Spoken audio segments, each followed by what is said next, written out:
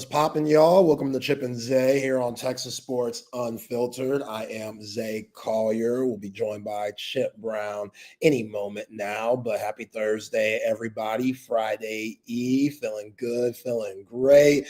Another day talking sports with you guys. Appreciate everybody being locked in with us here on TSU. Like, subscribe. Y'all know the deal. Get the app. Do your thing. And there's my man in the green room, the great Chip Brown. Hey, in the immortal words of Judy Brown, happiness is a choice. We're happy you spent some time with us on an off the rails Thursday. Chip and Zay holding it down. Midday right here, Texas Sports Unfiltered. As Zay said, like and subscribe. And please give your love and money to these incredible sponsors you see around our faces on the Texas Sports Unfiltered YouTube channel. And if you're listening to us on the app, the Texas Sports Unfiltered app, so easy to download. If you don't have it downloaded, just do it, because then we are always just a tap of the finger away from you. Lance Taylor will join us at 2:30. Zay, how you doing, my man? I'm good, man. Can't complain. Healthy, feeling good. Good, feeling great. How are you, Chip? Man, I'm ready to rumble. Ready to rumble. I hear them heavy ass hands, so I know I know. Just socializing our show, making sure everybody knows we are here. You'll see our viewer numbers jump because of those heavy fingers here in just a second. Zay, it is, Texas a week from now will be home from SEC Media Days because their day is Tuesday.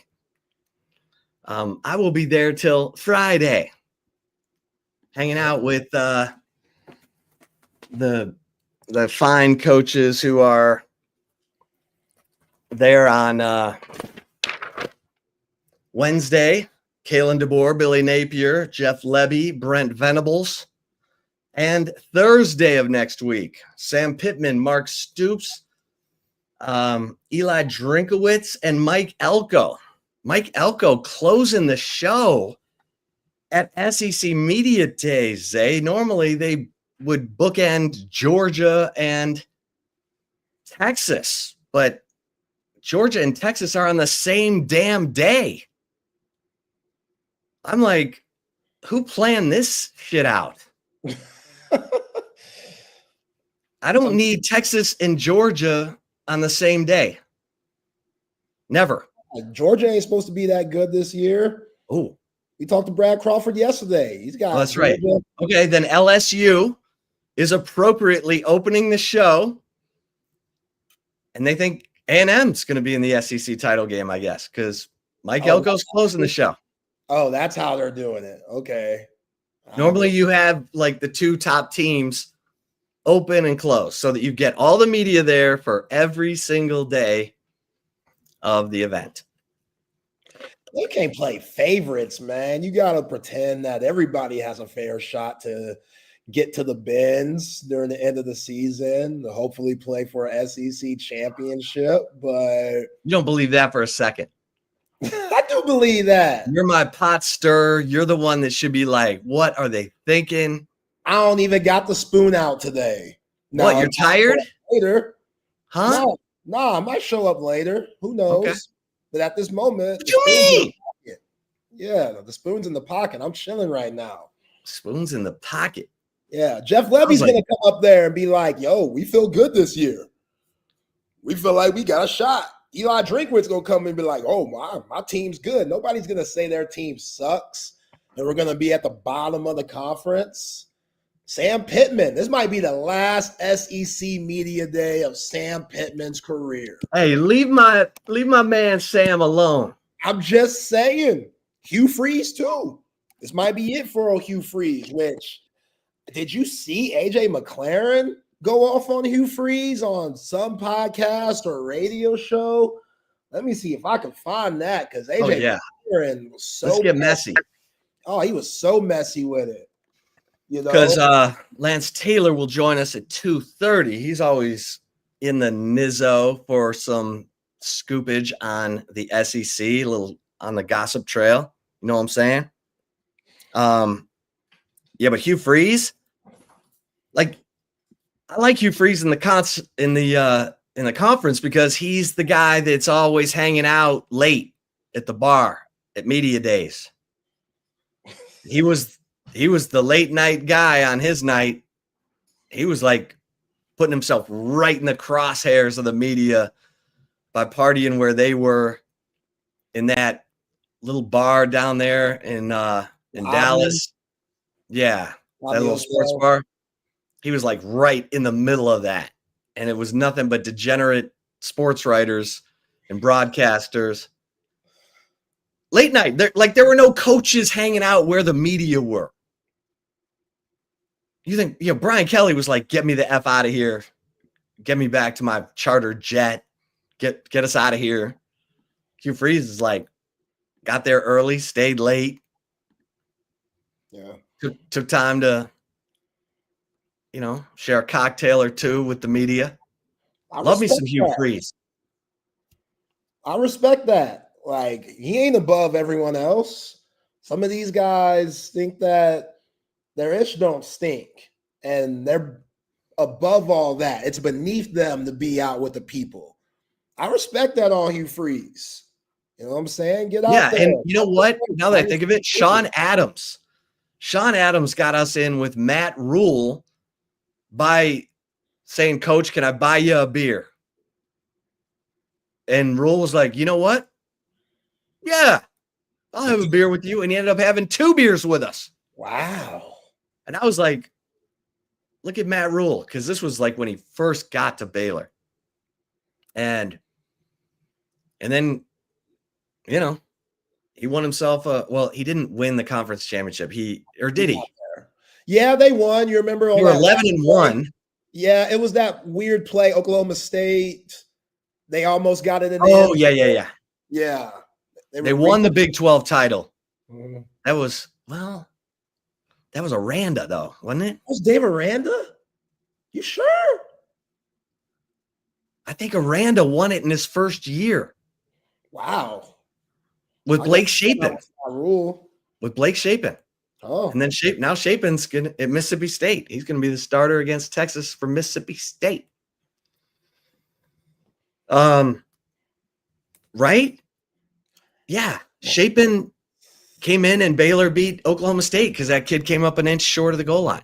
Ain't no way Blake Shapen that old.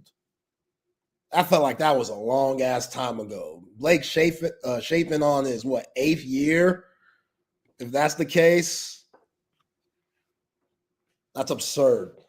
But let me look at my Phil Steele. That'll tell us exactly when it was. There we go. Phil Steele, who got my man Noah Kanega all wrong. Oh, no. Oh, Phil. Noah Kanega. Kanega. Just we're putting an AY in that shit. Just Nega. That's it. That boy's name is spelled Knigga. Yeah, man. We pronounce it Kanega. Kanega, absolutely. I need them NIDs coming. Popeye's chicken. You know what I'm saying? Get the FUBU back out there. 2021. Damn. Dave Aranda. Wow. Blake Shapen. Yeah. Oh, soft-spoken, kind-hearted, sweet, gentle Dave Aranda. Dave Aranda went 2-7, then 12-2, then 6-7, then 3-9, then 8-5. Like he was on life support at 3-9. Yeah. Everyone was like, ship him out, bring in Jeff Traylor. Then they kept him, and he went 8-5. Yeah. And Jeff Traylor's like, when is a head coaching job in the P4 going to be available again in the state of Texas? He might have to go outside the state, which is cool. He ain't got to go that far. Again, Sam Pittman, this is the last SEC media day that old Sammy boy is going to have. That is so cruel. I mean, that buyout, that ain't going to be cruel. Sam going to be living it He up. got Jaylen Green. And so, like, Jaylen Green's all right. He might win you a couple of games, but for the expectations that those Razorback fans have, 6-6, I don't think that's it. 6-6, and you lose to Texas, and you lose to A&M, your fake rival, and you lose to LSU. 6-6 don't look too good with them losses under your belt. So if you're old Sammy boy, it might be time to start packing that coach. Why are you going after my guy, Big Sam Pittman? Pittman, he also drinks beers with the media. He a cool dude. He's a cool guy. He fits Arkansas and that old just weirdness that they got going on at Fayetteville. He fits it to the T, but you still got to win games. I know. He must not have any recruiters on that staff. And then when he does get players, they leave. Yeah. Yeah. Who's the best player? Who's the best recruit in Arkansas right now? Like, who's their best guy? Like, it's not like LSU, Louisiana, which, of course, those guys, they always just keep those in-house dudes. They got 5-star lineman Lamar Brown. We knew damn well he wasn't going to Texas. Rocket Sanders was at Arkansas and went to South Carolina. Brad Spence was at Arkansas. Yeah, appreciate you, Sammy. That's a good looking. Good looking out, Sammy. But he's a Texan. Brad Spence, he's from H-Town. So, coming back home, being close to the crib, you can't knock the brother for that. But yeah, Jeff Traylor, once that job from Arkansas comes open, Jeff Traylor, he's going to be right there waiting. As he should. But yeah, John, we right there, dog. Sammy boy, out of there. It's been a good run. He meant well. But yeah, ask Hugh Freeze if you ask him for a drink. Because this is it for him too. Oh, Hugh. Which I gotta ask our boy Lance Taylor why AJ McLaren went after him. Because AJ, it was straight petty, Alabama Auburn beef. That's unnecessary. AJ McLaren, he was on the Dynasty podcast. This is what he said about Hugh Freeze. Hugh Freeze is full of shit. And I think Hugh Freeze is trying to do whatever he can to save his face. He's starting to feel the pressure at Auburn. I think going into his third year, not having success, that alumni, the boosters, everyone donating a lot of money, thought that he would have by this point. I think he's trying to figure out and scramble on why they are not successful. The state of Alabama is ran by Alabama fans, Alabama alumni, whether you like it or not. I've never been one to absolutely hate on Auburn. Hell, I've caught hell from Alabama fans for cheering for some of my Auburn friends that went to Auburn.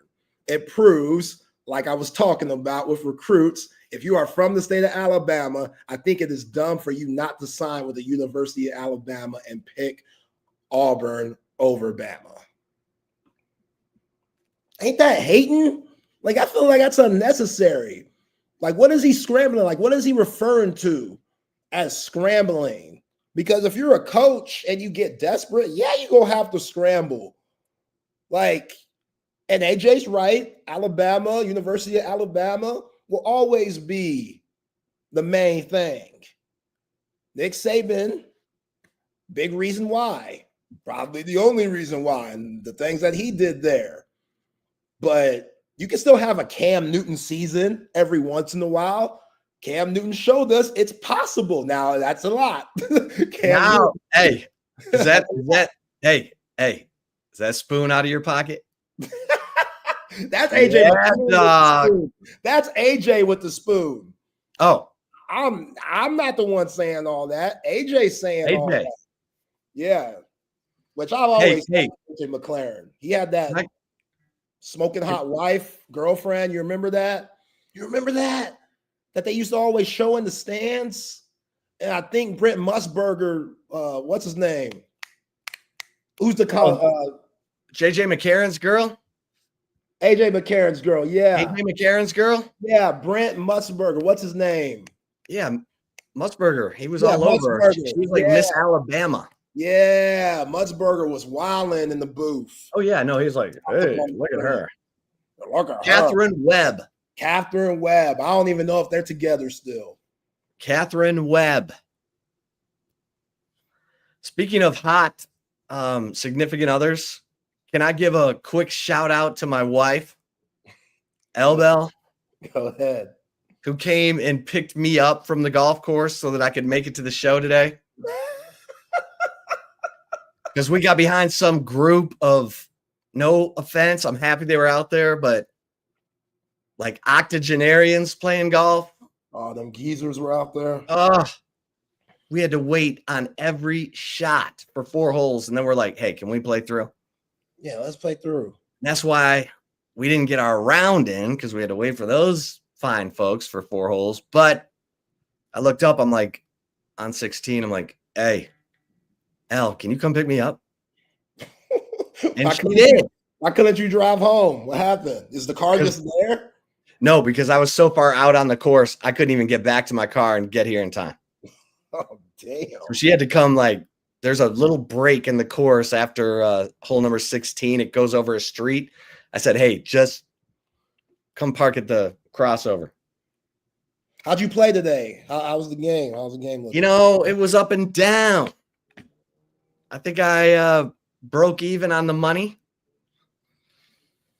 You know, which I'll take because I did not play well the first 9 holes, and then I was playing really well when I had to leave. But anyway, funny how that works. Yeah, crazy. Okay, now back to Catherine Webb and hot significant others, or are you done piling on Hugh Freeze and my man Sam Pittman? Now, Sam Pittman, I'll take responsibility for. Hugh Freeze, I ain't dogging. Yeah, you didn't do that. That was AJ. That was AJ. Yeah, I was just throwing it back at the people because I'm confused why he was doing all that. That's a lot. Yeah, Hugh Freeze, man. I can't believe he rolled with Peyton Thorne for a second year. I thought that was suicide. And then he goes after Jackson Arnold. I'm like, does that guy have an ounce of confidence left after what happened to him at Oklahoma last year? Like, Oklahoma was the worst offense practically in FBS. Historically bad offense for the Oklahoma Sooners. I get it. No offensive line, no receivers who are healthy, running back getting killed every play because offensive line is bad. To the point where I thought they were putting Jackson Arnold on the sidelines to save him. Hey, put that Michael Hawkins kid in there. Let him take all the punishment till we can figure some bleep out. I don't think they ever figured it out. And the amazing thing is Michael Hawkins stayed at OU. It's weird. He either believes that, or he either loves OU so much. And look, John Mateer, if he has the kind of year he's hoping to have, he's draft eligible after this year. So maybe Michael Hawkins believes in John Mateer so much that he thinks, okay, he's leaving after this year. Isn't Michael Hawkins an alumni baby? Like, didn't the family go to Oklahoma? I'm not sure. Is that right? I don't know. For some reason, that sounds right, but don't take my word for it. Well, remember we had Charles Thompson on the show last year at the Red River Shootout, and Casey was a backup for the Sooners last year, and he was like really impressed with Michael Hawkins Jr. Thought he was super mature kid, a fighter, gamer. Now, you'd have never known it because of how bad that OU offense was. I mean, historically bad.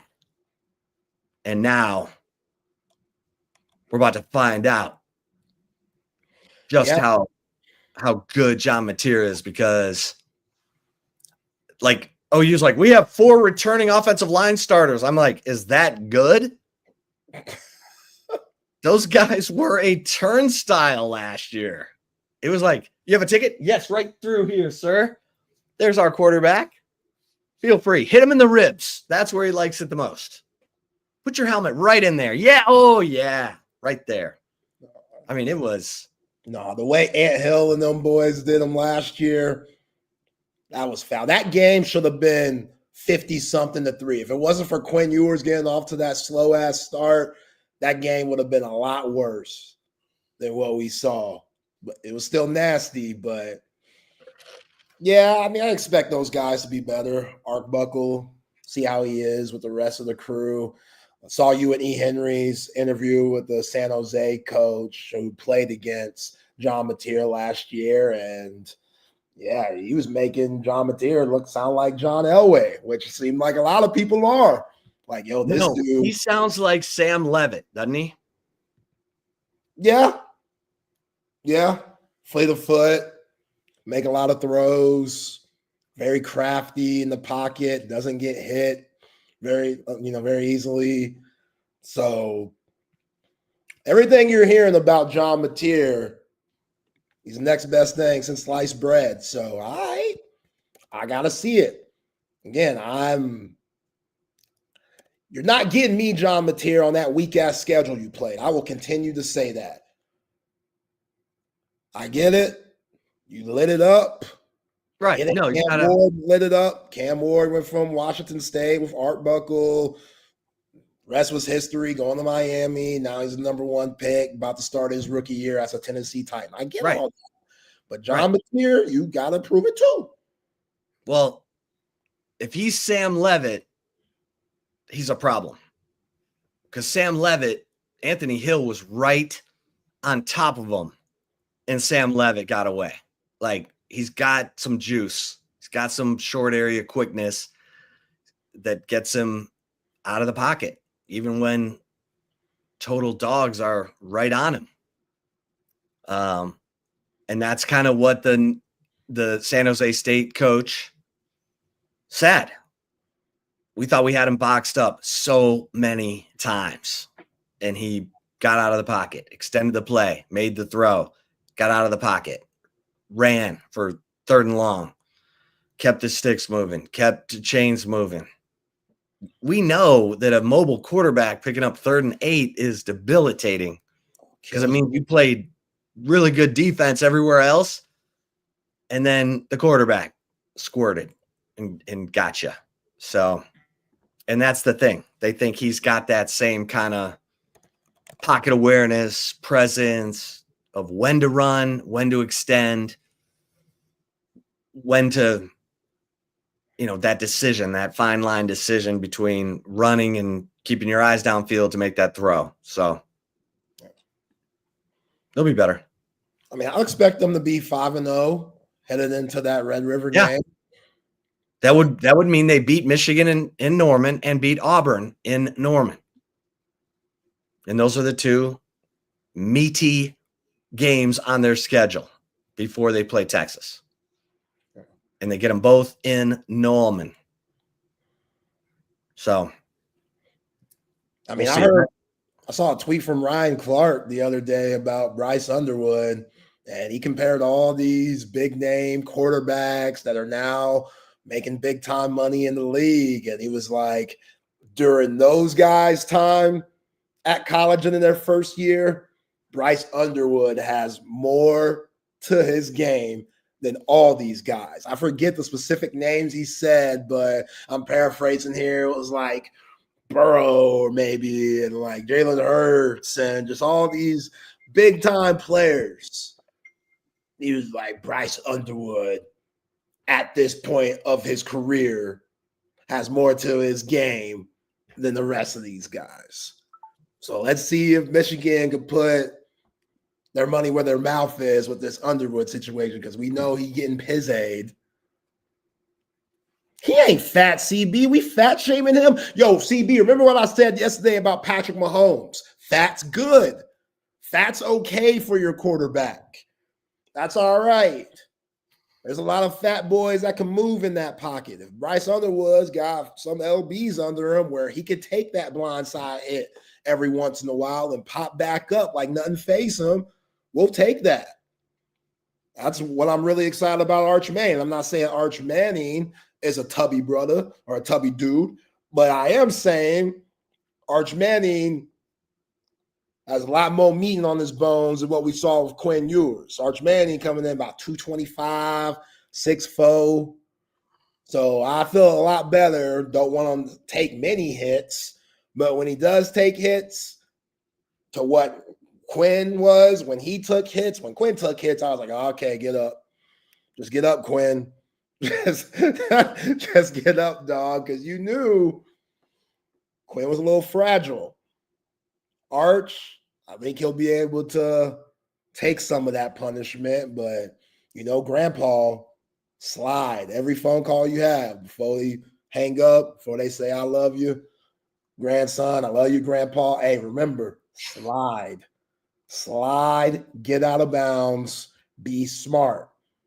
Protect your body, not only for yourself, but for your team. That's a big deal.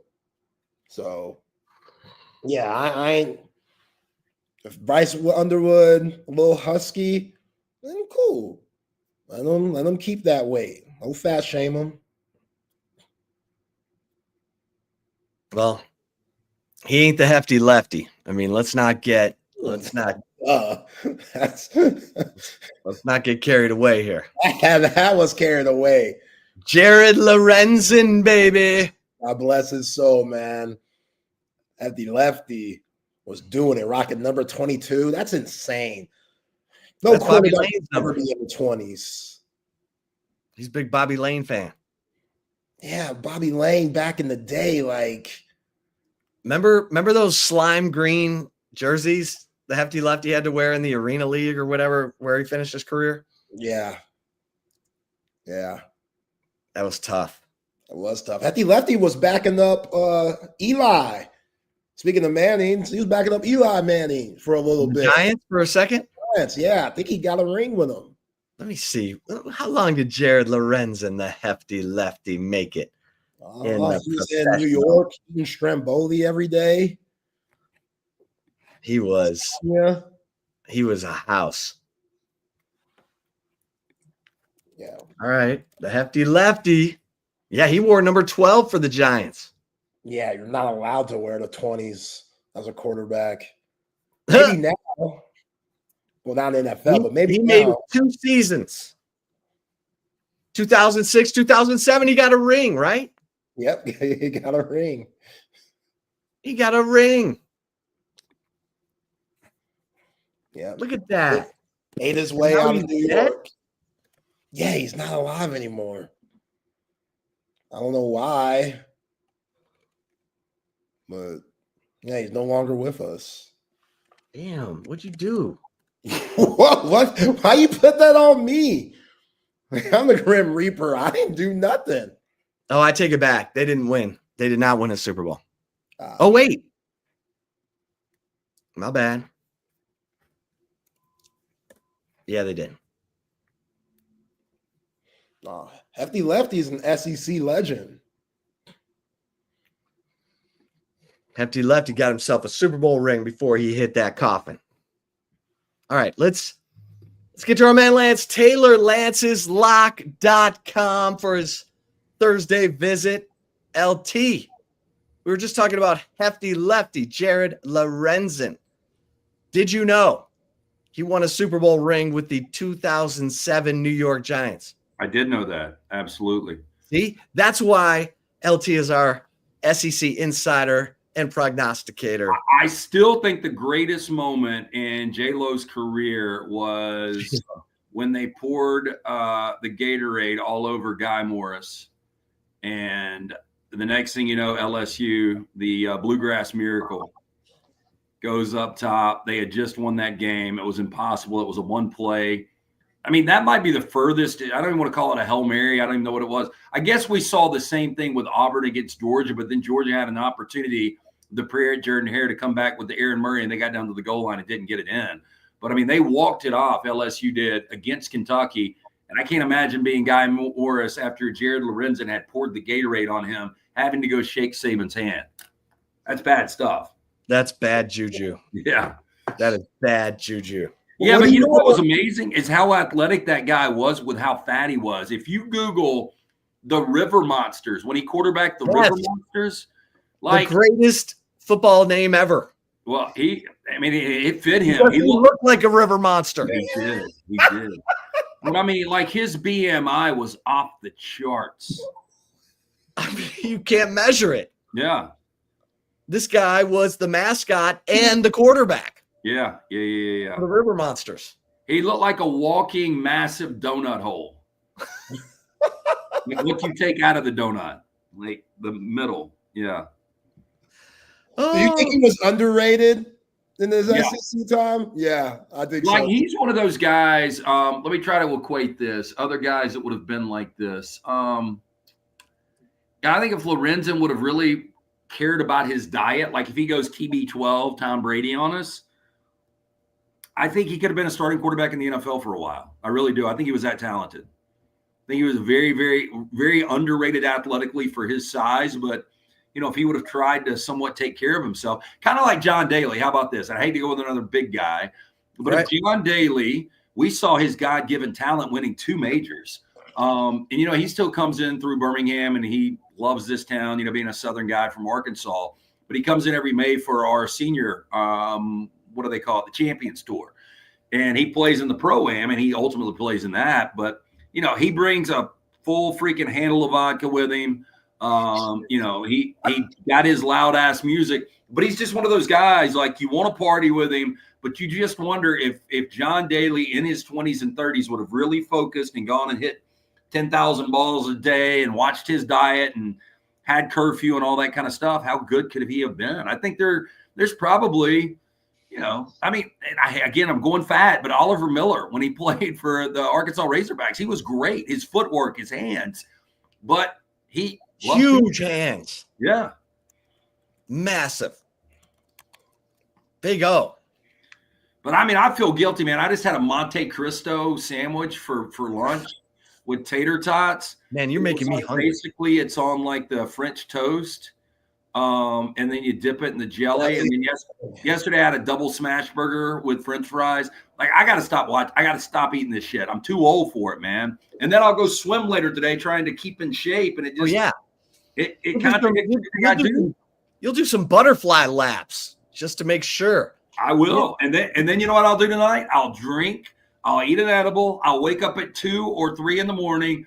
I'll freaking eat everything in sight. I'm trying to keep my kitchen clean because every night I eat. Every freaking night. I understand. Yeah, last night, this is so random. Last night I had some leftover butternut squash ravioli. Ooh. So I ate that at like 2 in the morning with a Sprite, and then I had a side of chocolate granola. Don't ask me why. Just where my head went. Oh, man. Yeah, at least it's squash ravioli and not actual pasta. So I don't know how healthy it is. It tasted really good, but all right, this is my barometer for how much of a degenerate our man Lance Taylor is. Because I'm putting myself in that category as a bring it, Chip. card-carrying member. Okay. Have you ever seen a reality show called MILF Manor? I have not. Well, you know what? I think we might have talked about this on our segment called Trash on the Table. I will tell you, I just saw a sticker when I was eating my Monte Cristo on this cooler. I hadn't been in this joint in like 20 years, and it said, "I love MILFs," and it said something kittens. It wasn't. It was the acronym, but yeah. But no, I haven't seen MILF Manor, but I think I remember the premise. Wasn't it a bunch of MILFs and like all of their sons were in there, and you couldn't bang your mom, but you could bang somebody else? Yeah, yeah, you couldn't bang your mom. That's it. That's the one. Yeah, that's what you want to stay away from that, Zay. Yeah, I'm one of those. I'm a debaucherous guy. I let a So- lot of things go past, but you don't want to go that direction. We're watching the F1 race last Sunday, and our sons are like, MILF Manor. And so we have this degenerate bootleg cable that has every channel, every movie, every show ever made. And sure enough, we found MILF Manor. And it is as bad as Lance made it sound. Okay, well, so the question to you would be, you found it. Did you watch more than one episode? Oh, yeah. Because my sons were like, this disco mommy, whatever her name was, Kelly, you knew stuff was going down with her. Yeah. So you have to watch until it goes down with her. Then you can check out. Yeah. The last time I haven't been to the beach this year. I've got to plan something. I used to go 3-4 times a year. It's just been one of those summers. But the last time I was down, Floribama? we were at the Floribama, but we were outside the Floribama, and I'll never forget this because we were posted up with a cooler and we've been sitting there, and I love just doing the people watching. And there were these 3 guys, probably 21, 22, and then there were these 3 women that were probably in their 50s, knocking on the door of 60 with their rhinestone cowboy hats and their what do you call them? Their what's the little oh my gosh, not the Yeti, the one with the handle, the Stanley. They all had their Stanleys, the bedazzled Stanley. And it started as normal conversation, and I just watched this thing evolve. And 2 hours later, one of the ladies has got her legs across the dude, and one of them's rubbing and braiding hair and all this shit. And I had to get out of there because I didn't want to know what the next steps were. But I think both were probably the dudes were gonna wake up regretting it more than the women. But hey, whatever. Yeah, for sure.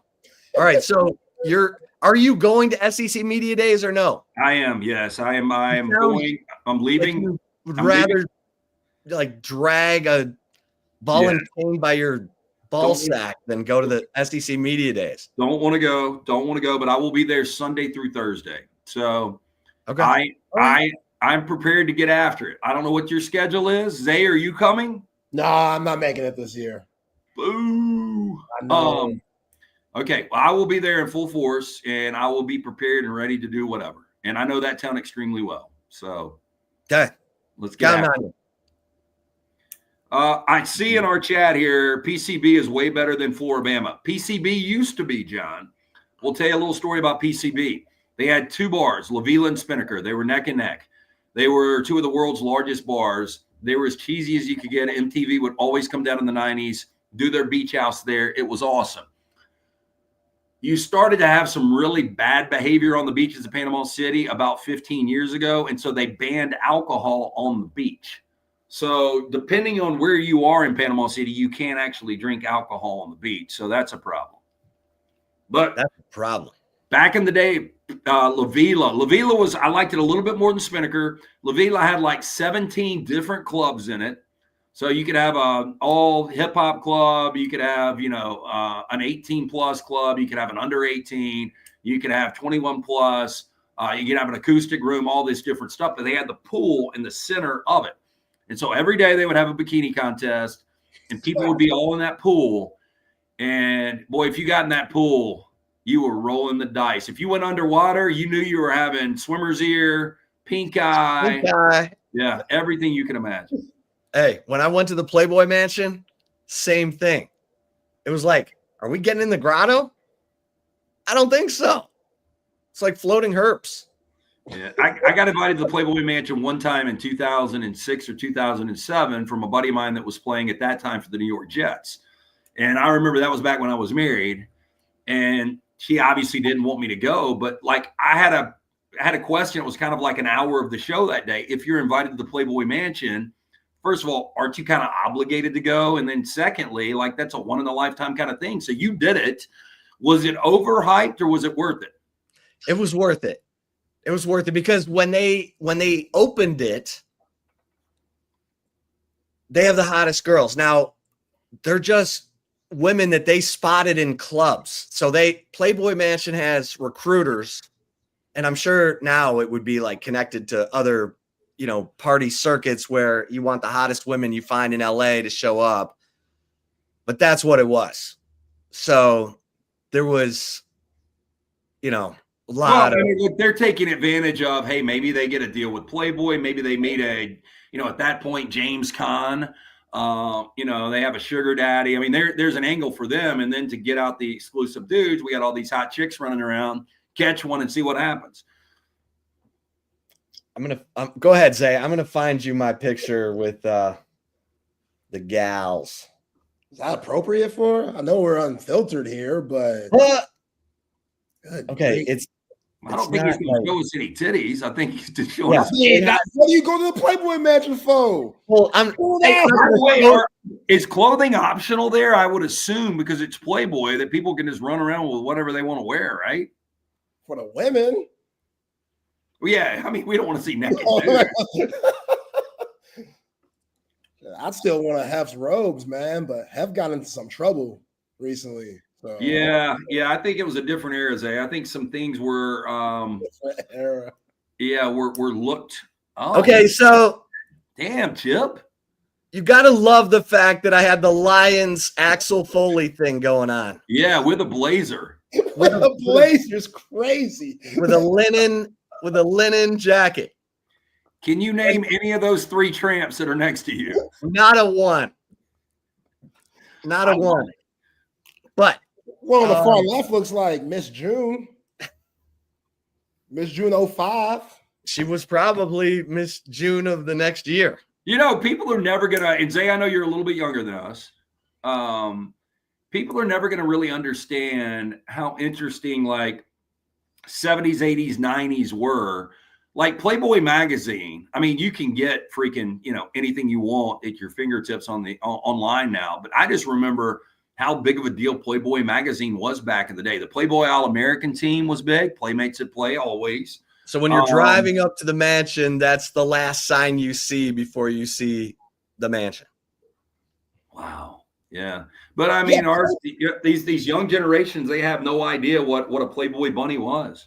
Yeah, Playboy All-American team. I was always fascinated about that as a kid. Like, who the hell is voting for this? Was there a sports guy in Playboy? Like, I mean, like today, if they still had this, if they asked us, I love that. If they asked us, hey, you guys have got a sports background, we need you to be our Playboy ambassador for 2025, I could knock out a team for them right now. The only thing I would want, hey, look, bring me out when you bring the team out, just where I can meet them and I can look around and see what's going on. Yeah. Is that so wrong? I don't think so. No. Now, there were always the theories that guys like Jack Nicholson and I think Drake at a point had underground tunnels that led to the Playboy Mansion. I mean, I don't know why you'd need that. I got no problem if I'm one of those guys showing up at the front door and walking out the front door with whatever entourage wants to follow. Well, so there was this hot redhead at the Playboy Mansion. I'm talking to her. I said, let's go sneak into the mansion. I said, we'll tell them that your sister's living in the mansion. Okay, well, let's back this up. So you weren't in the mansion. So do they put you you're outside? Okay. So you're outside. And at one point, Hef comes up to the window in his purple silk robe and is waving. Yeah, was this you angling just to get her in the mansion and get her neck? Yeah, I wanted to see the mansion. I wanted to be inside the mansion. So we're going to one of the back doors, and there's a couple of big dudes there. And we just walk, like I said, don't even slow down. And the guy's like, hey, where are you going? And I'm like, we're going to see her sister. She lives in the mansion. And he goes, there are no Playmates living in the mansion right now. And I turned around and I swear to God, that girl was 50 yards already. I mean, it was like, okay, next. How were there none living there? I know, but I think that was when Hef was like trying to make it work with one of his wives or something. And then he ended up selling the whole operation to the hostess guy. So, and he bought it because he wanted his wife to have a place to live because they were like divorced or something. So the Playboy Mansion is not, I don't even think it's doing anything. No, I think they shut it down. But was it debauchery there? Oh yeah. Yeah. So they bring all these women in for the guys who get invited. Like in our group was like some guy who won the Fortnite World Championship and his friends. And so, so guys that have never seen girls before. Right. Yeah. It was a weird mix of people. And then there were NBA guys, you know, oh God. And they're not A-listers, but like, you know, B-lister, like DeAndre Jordan, a couple other Scalabrini. Yeah. A couple other NBA guys, maybe a baseball player. And then all these women, most of whom have nothing to do with Playboy, but have been scouted by Playboy and picked out at these parties. And then they're given, and the girls were telling me that, like, if you're a purple bracelet, you are top of the line.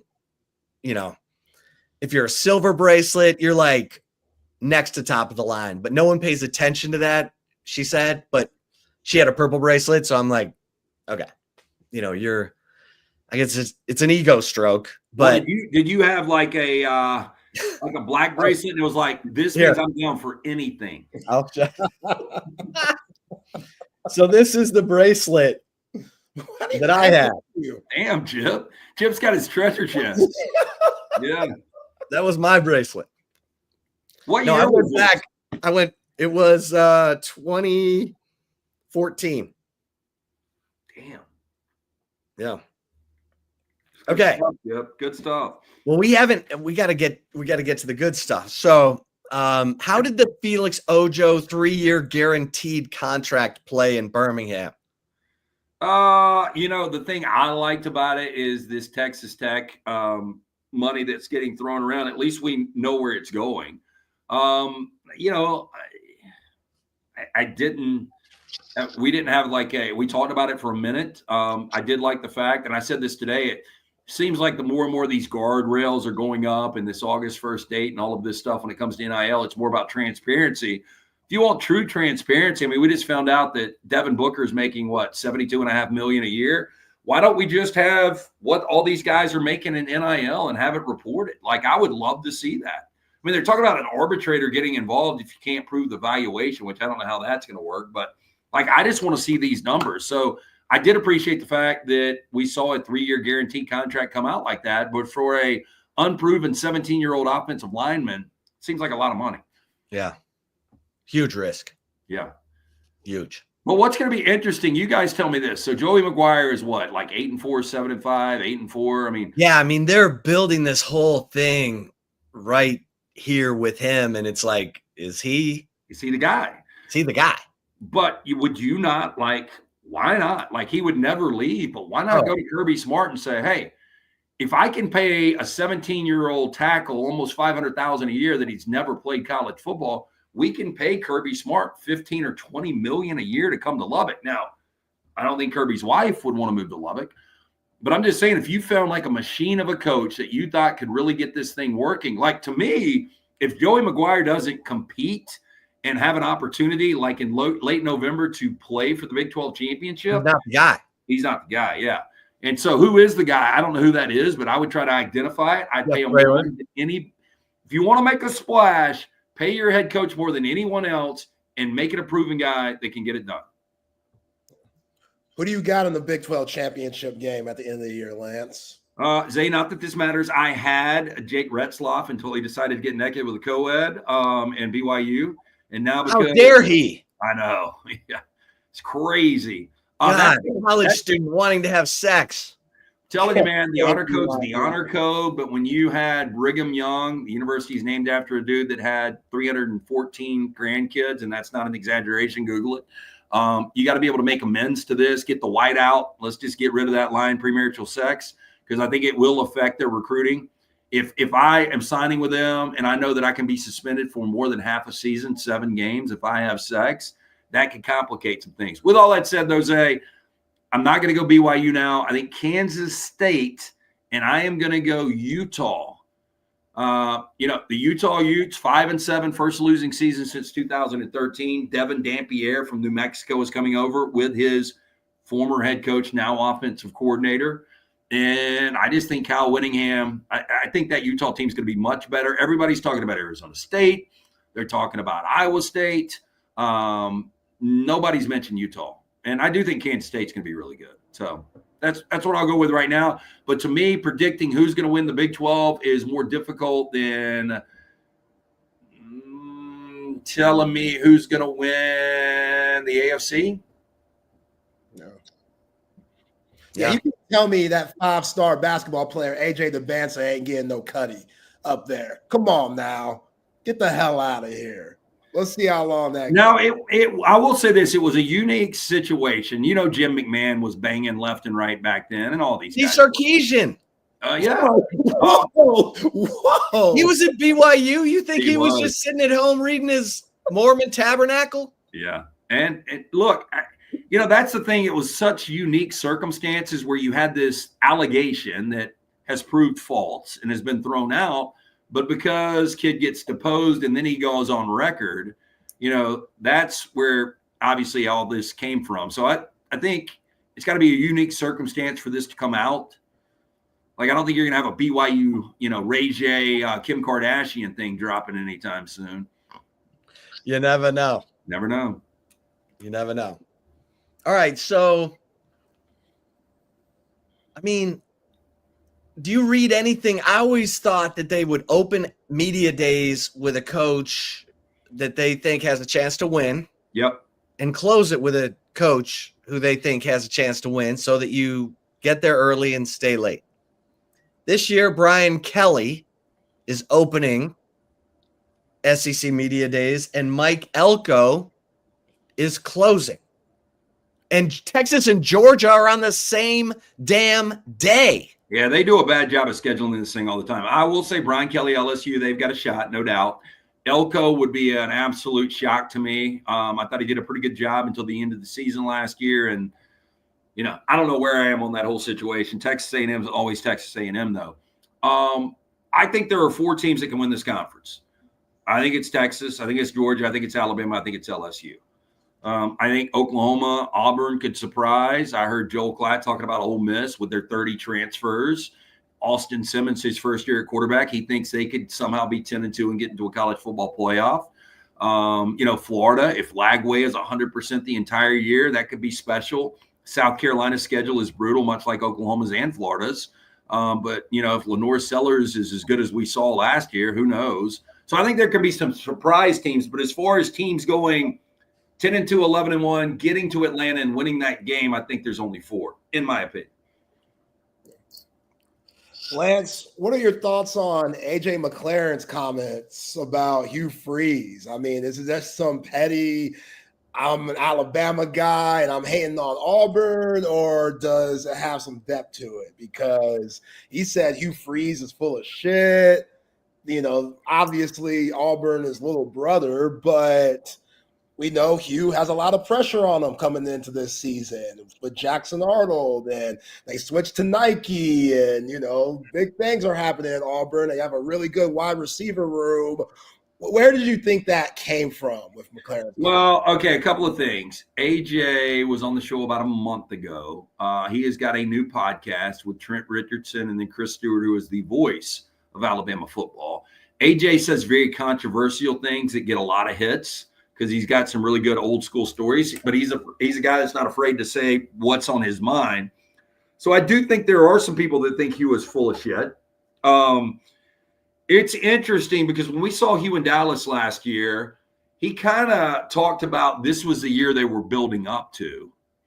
With that said, I think they've got a good roster this year, but they're 80th in recruiting right now. Golf Digest has picked up how many rounds of golf that Hugh Freeze has been playing this summer. So I think that is a story that has taken a life of its own. And I think there's a lot of Auburn fans going into year 3. When you go 6-7, 5-7, and you're getting paid top 20 money, that's not going to fly. And I remember Hugh Freeze being a really good coach at Ole Miss, pretty good coach at Liberty. He was one of the few, along with Gus Malzahn, that had some sort of success against Nick Saban, beat him in back-to-back years at Ole Miss. So I think Hugh can coach. I don't see a lot of fire with Hugh right now, though. And I don't know what the context was. I actually heard this at lunch when I was eating my Monte Cristo, that he said that he was full of shit, but I didn't hear what was the context of it.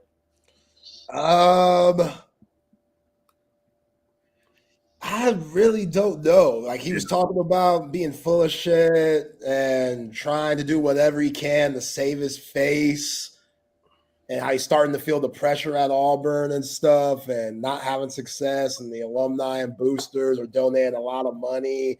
Basically, I think it has to do with all the golf that he's playing, and it just doesn't feel like he has a sense of urgency there that a head coach should, with being on the hot seat that Hugh Freeze is on. Yeah, I mean, that's the thing. Like, you can play golf all you want if you're winning 10 or 11 games and you're in the college football playoff, but when you're struggling to get to 500 and you're playing golf in year 3 and your recruiting is as bad as it is right now, at least according to the recruiting rankings, that is going to be a problem. I like Hugh. Hugh seems like one of these fun guys, but this is a pivotal year for Hugh. And obviously we know Hugh has had fun in his time. But he's got to win. He's got to win now. That Baylor opener in Waco on Friday night is going to be massive, because if they lose that game and then you got to roll into an SEC schedule, I don't think he's got a fighting shot. I think he could lose that team by October. So that's a big, big game for Hugh.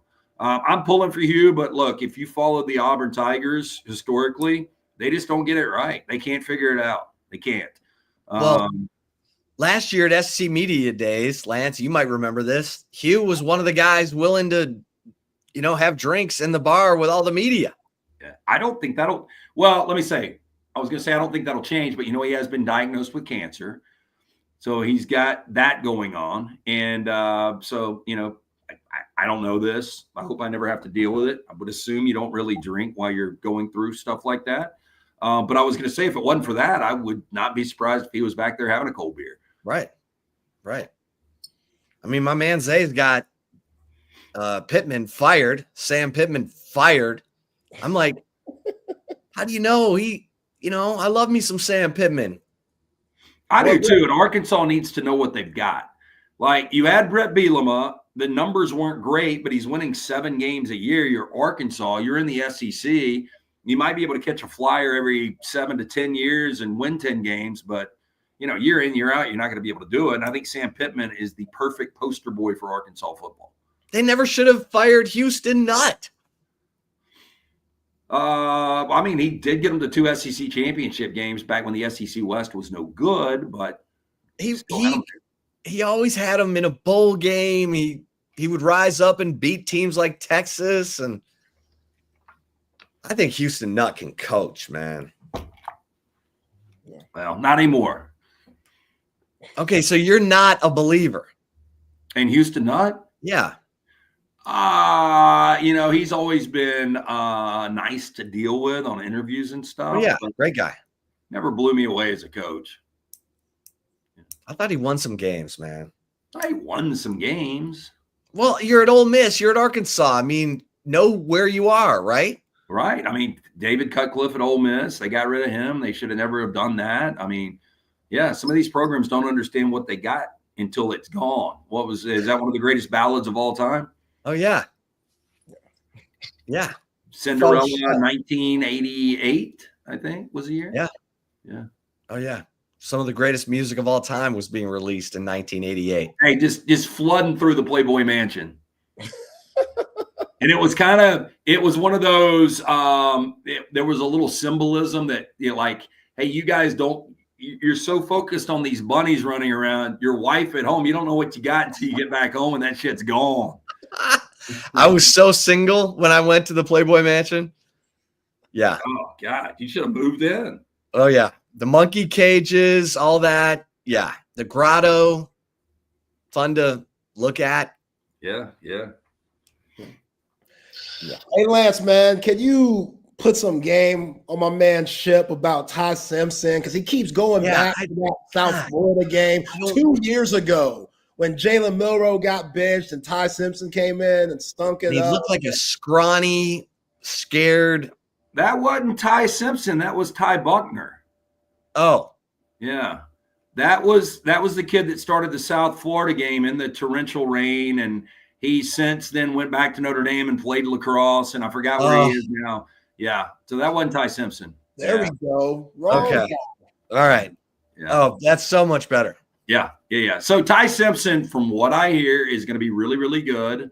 I don't, this is kind of one of these Mac Jones situations where, Keelan Russell is going to be ultimately the starting guy, the true freshman, but probably not until next year.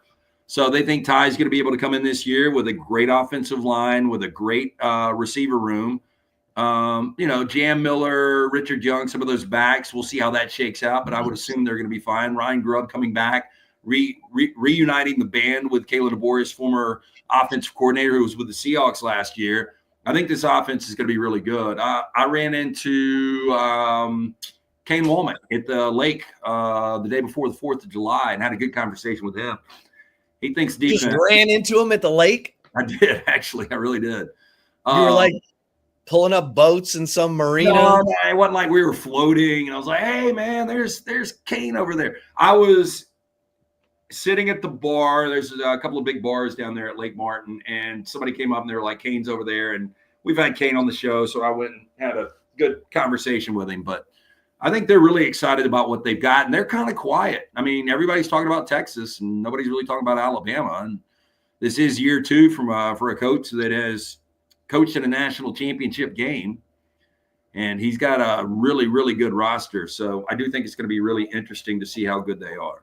Yeah, but a bunch of Alabama fans are not sold on Kalen DeBoer. So what is the number that gets those Alabama fans to believe? Yeah, you got to go 10-2. You got to get to a college football playoff. You have to. Another 9-3 regular season. I know it's such a slim margin, and they were the 13th team out, and SMU got in last year, so it was really close. I mean, by most standards, you look at 95% of the programs in college football, a year 1 coach that goes 9-3 in the regular season and, beats a Georgia and, is the last team. Smashes LSU in Death Valley. Yeah, but that is perceived as a really good season by most, but not for Alabama fans. And another 9-3 missing the playoffs would be disastrous. And even with that massive buyout, I think year 3 would get tricky for Kalen DeBoer. But I fully expect them to go 10-2 this year and to get in and to be able to make some noise once they get into the postseason this year. I think he's a hell of a coach. I think he's more comfortable in year 2. The one unknown, Zay, back to Ty Simpson, is kind of Simpson, and we'll see how good he is. But supporting cast is going to be really good. How does a team that beats LSU 42-13 in Death Valley turn around and 2 weeks later loses at Oklahoma? Scores 3 points. The worst offense I've ever seen, Oklahoma. Terrible. It was really the Jalen Milroe experience, and I can't overstate his highs were as high as they get, and his lows were as low as they get. He was awful. The offensive line was bad that night. Got to give Venables credit, man. Venables can coach defense. Yeah, he can. Yeah, and I do think that their defense came prepared and played well that night. And I think Oklahoma now with Ben Arbuckle and John Mateer is going to be a fascinating experience to see, or experiment to see how much better that offense is going to be. We know it's going to be better, but how much better? That was just a weird game. And those are the Vanderbilt giving up 30 points, only scoring 3. Those are the things that have got Alabama fans upset. Losing 1 possession to Tennessee, a team that got to a college football playoff in Neyland, you can digest that. You can stomach it, but not those 2 others. Can't have those kind of losses, especially with the schedule coming up this year. That was crazy. Zay, you got one more? Yeah, Lance. Lenore Sellers, Shane Beamer, South Carolina. A lot of hype, especially from last year and how they looked. And we've talked to a few guys that got 8-4 on South Carolina. Where do you have the Gamecocks? I think 9-3 based on their schedule could get them in a college football playoff. I really do. There's going to be a 3-loss team that will finally get in this year. I don't know if they can go 9-3. I think he'd be your coach of the year. I think they would get in. I think Sellers is probably in New York. I just think the schedule is absolutely brutal.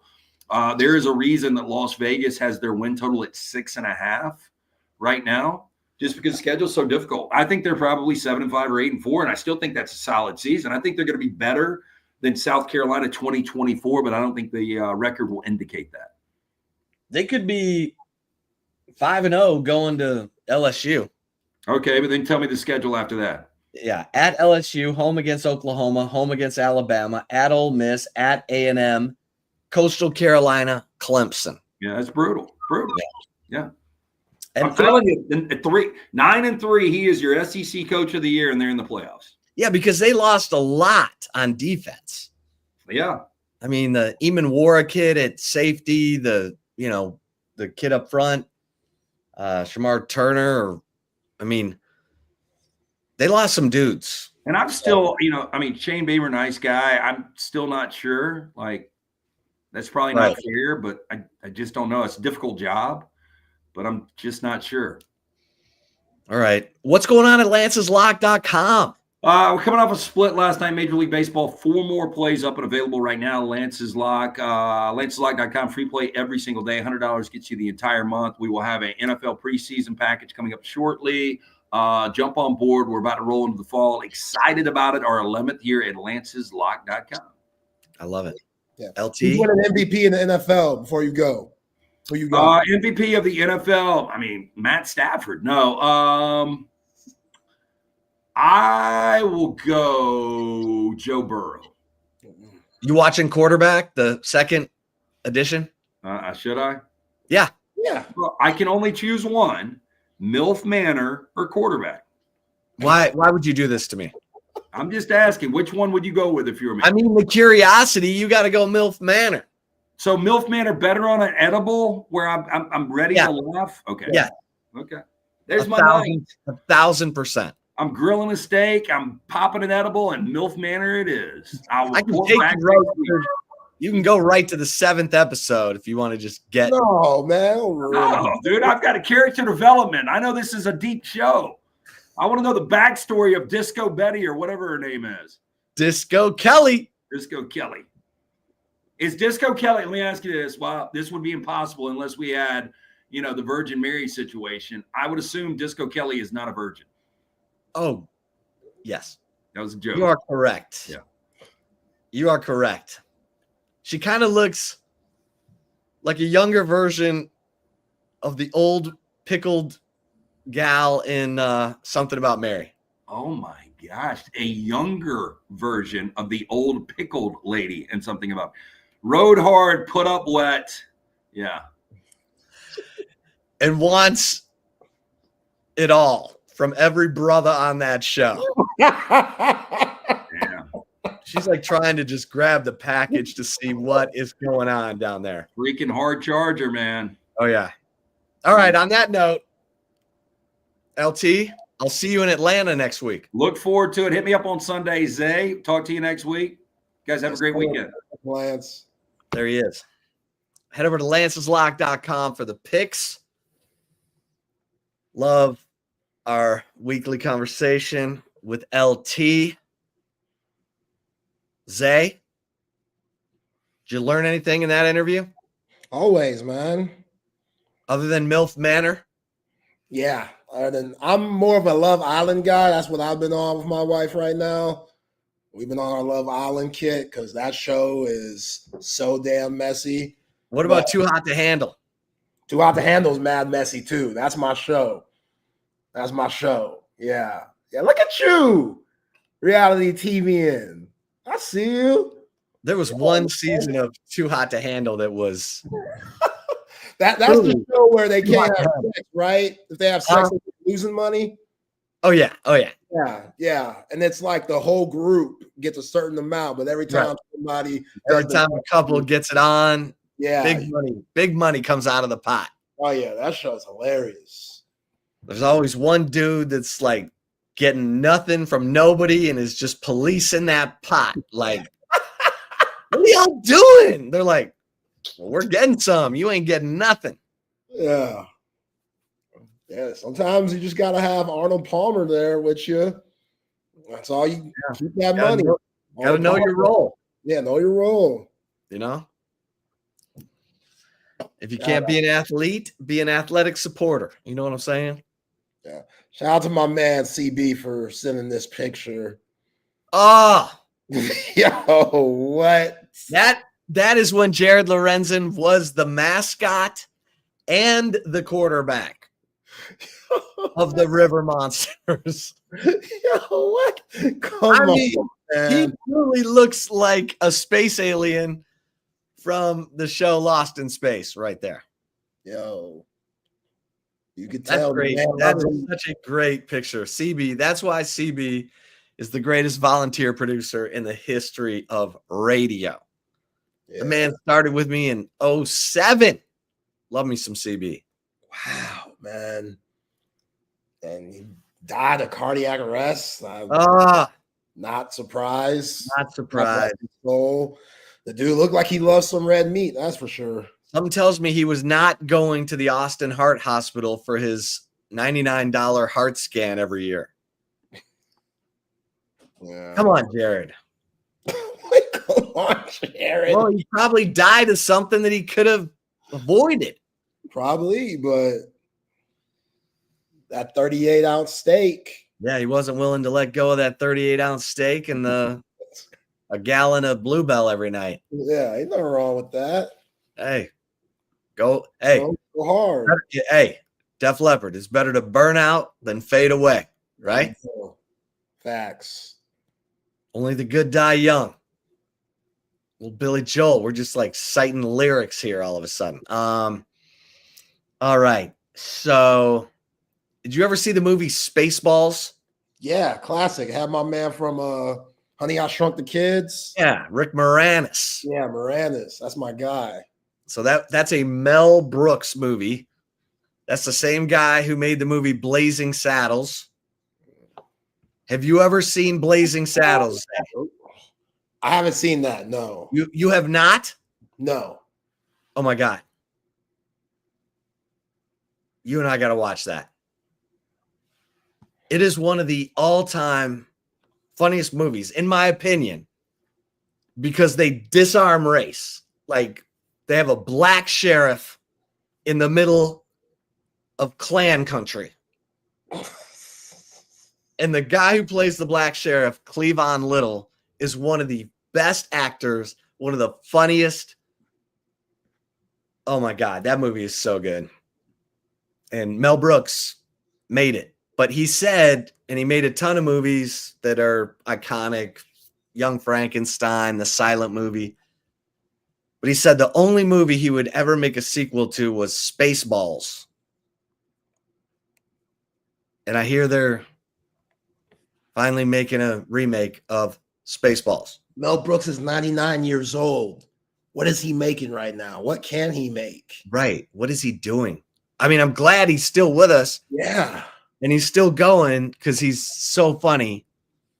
He's got to be like somehow overseeing it. So anyway, we'll see. We'll see when Spaceballs comes out. Spaceballs 2, I guess. I don't know what it's going to be called. A lot of those parody making fun movies of classics, spoof movies. Always, when the Wayans brothers dropped Scary Movie and all those series, those are classics, man. I need you to watch Blazing Saddles and tell me if it's funny or not.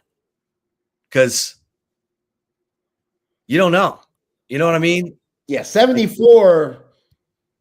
That's a long time ago. Right. You don't know how it hits now, you know?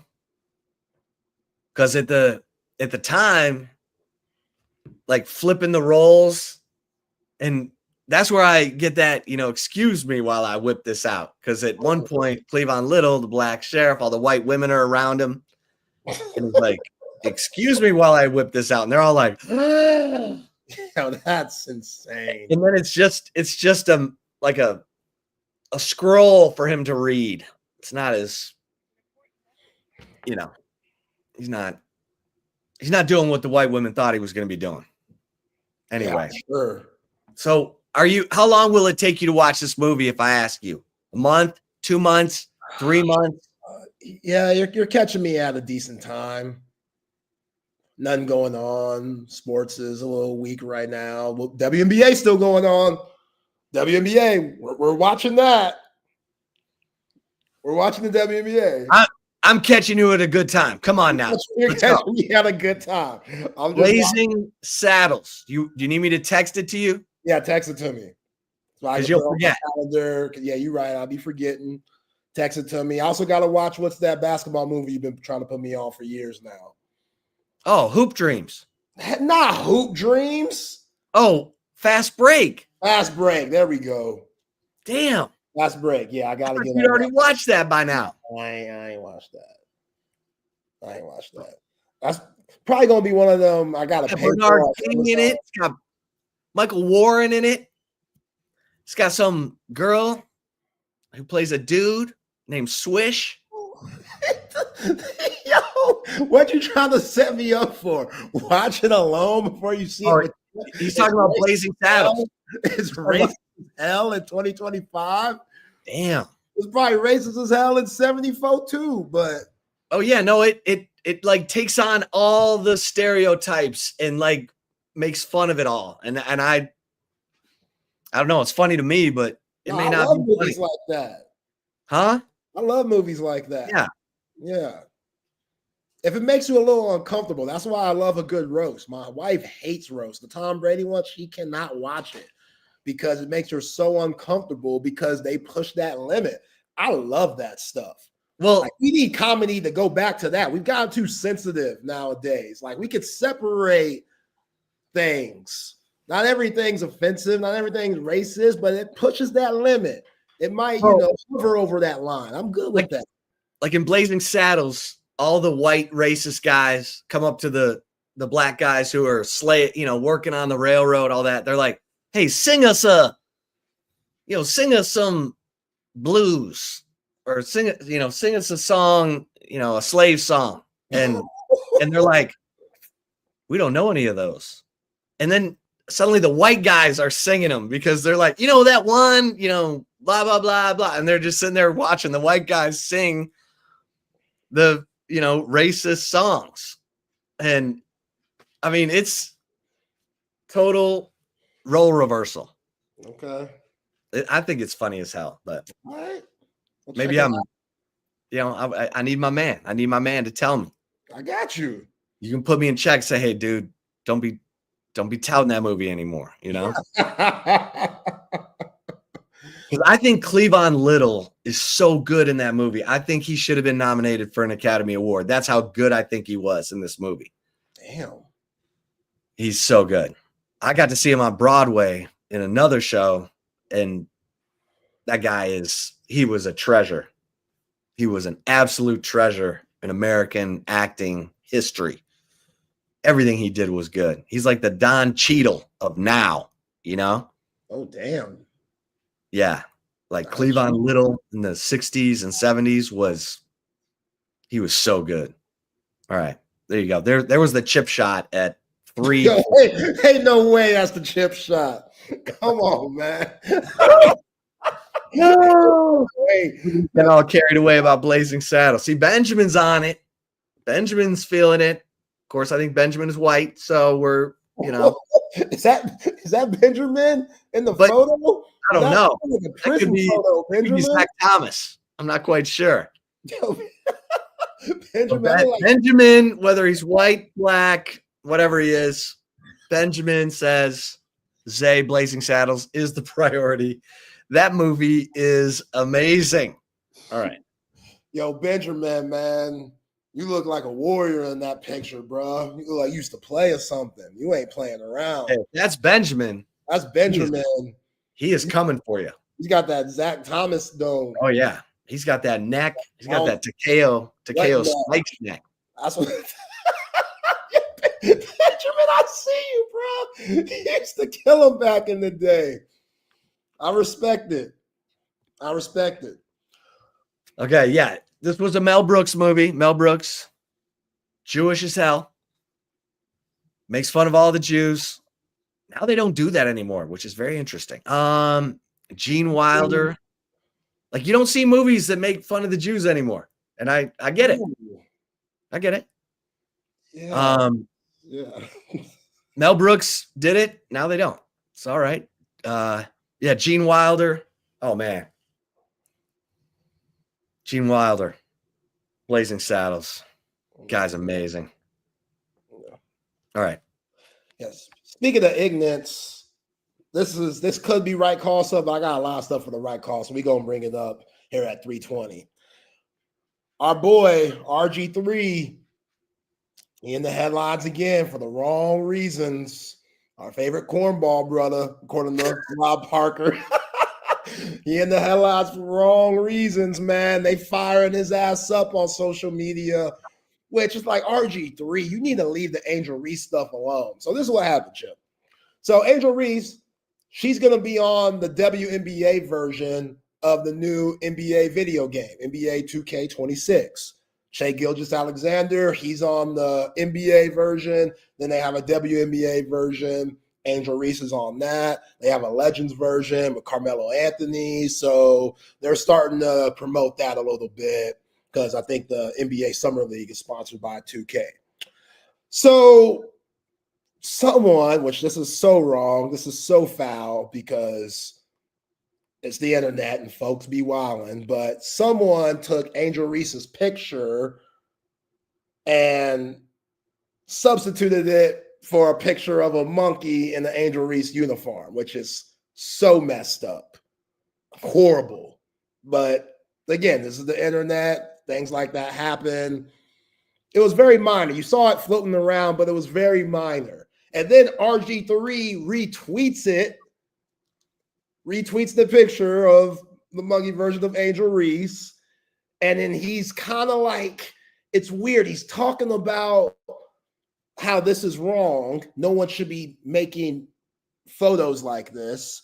But then he goes on and gets into the whole Jaylen Clark thing again and talks about how he has heard from people in Angel Reese's camp on how much Angel Reese hates Jaylen Clark, which this originated a few months ago, where RG3 came out and said after the whole Jaylen Clark flagrant foul situation, you remember that? Where she got bumped around. Yeah, she threw her on the ground or fouled her hard, and Angel Reese was ready to fight and stuff. And RG3 came out and was like, oh, yeah, she hates it. She hates her, blah, blah, blah. And it was a whole thing. Ryan Clark got involved. It was a whole thing. I'll remember that. So RG3, he doubled back and was like, she does hate Jaylen Clark. And now everyone is killing RG3. Angel Reese's mama got in the mix and was like, bro, you need to stop it. We got a very tight group, a very tight camp in Angel's circle. Nobody told you that. So she's calling, as the kids say, cap. She's saying that it's a lie, that someone hit up Robert Griffin III and told them that's a part of Angel Reese's circle, that Angel really is salty on all the attention that Jaylen Clark gets and all the publicity and this and that, and somehow tried to put it in the same tweet of it being wrong that somebody made Angel Reese a monkey. And it's just weird. It's weird that RG3 is still talking about this, because I feel like he's dying on a hill. He's dying on a hill. That for no reason. That's not even fair. Like, for no reason. For no reason. And RG3 is a different guy. Like, he's a very different guy. Like, my wife is Caucasian. Absolutely. Love her to death. RG3's wife is Caucasian. The way that he talks about loving milk, as he likes to say, you catch my drift there.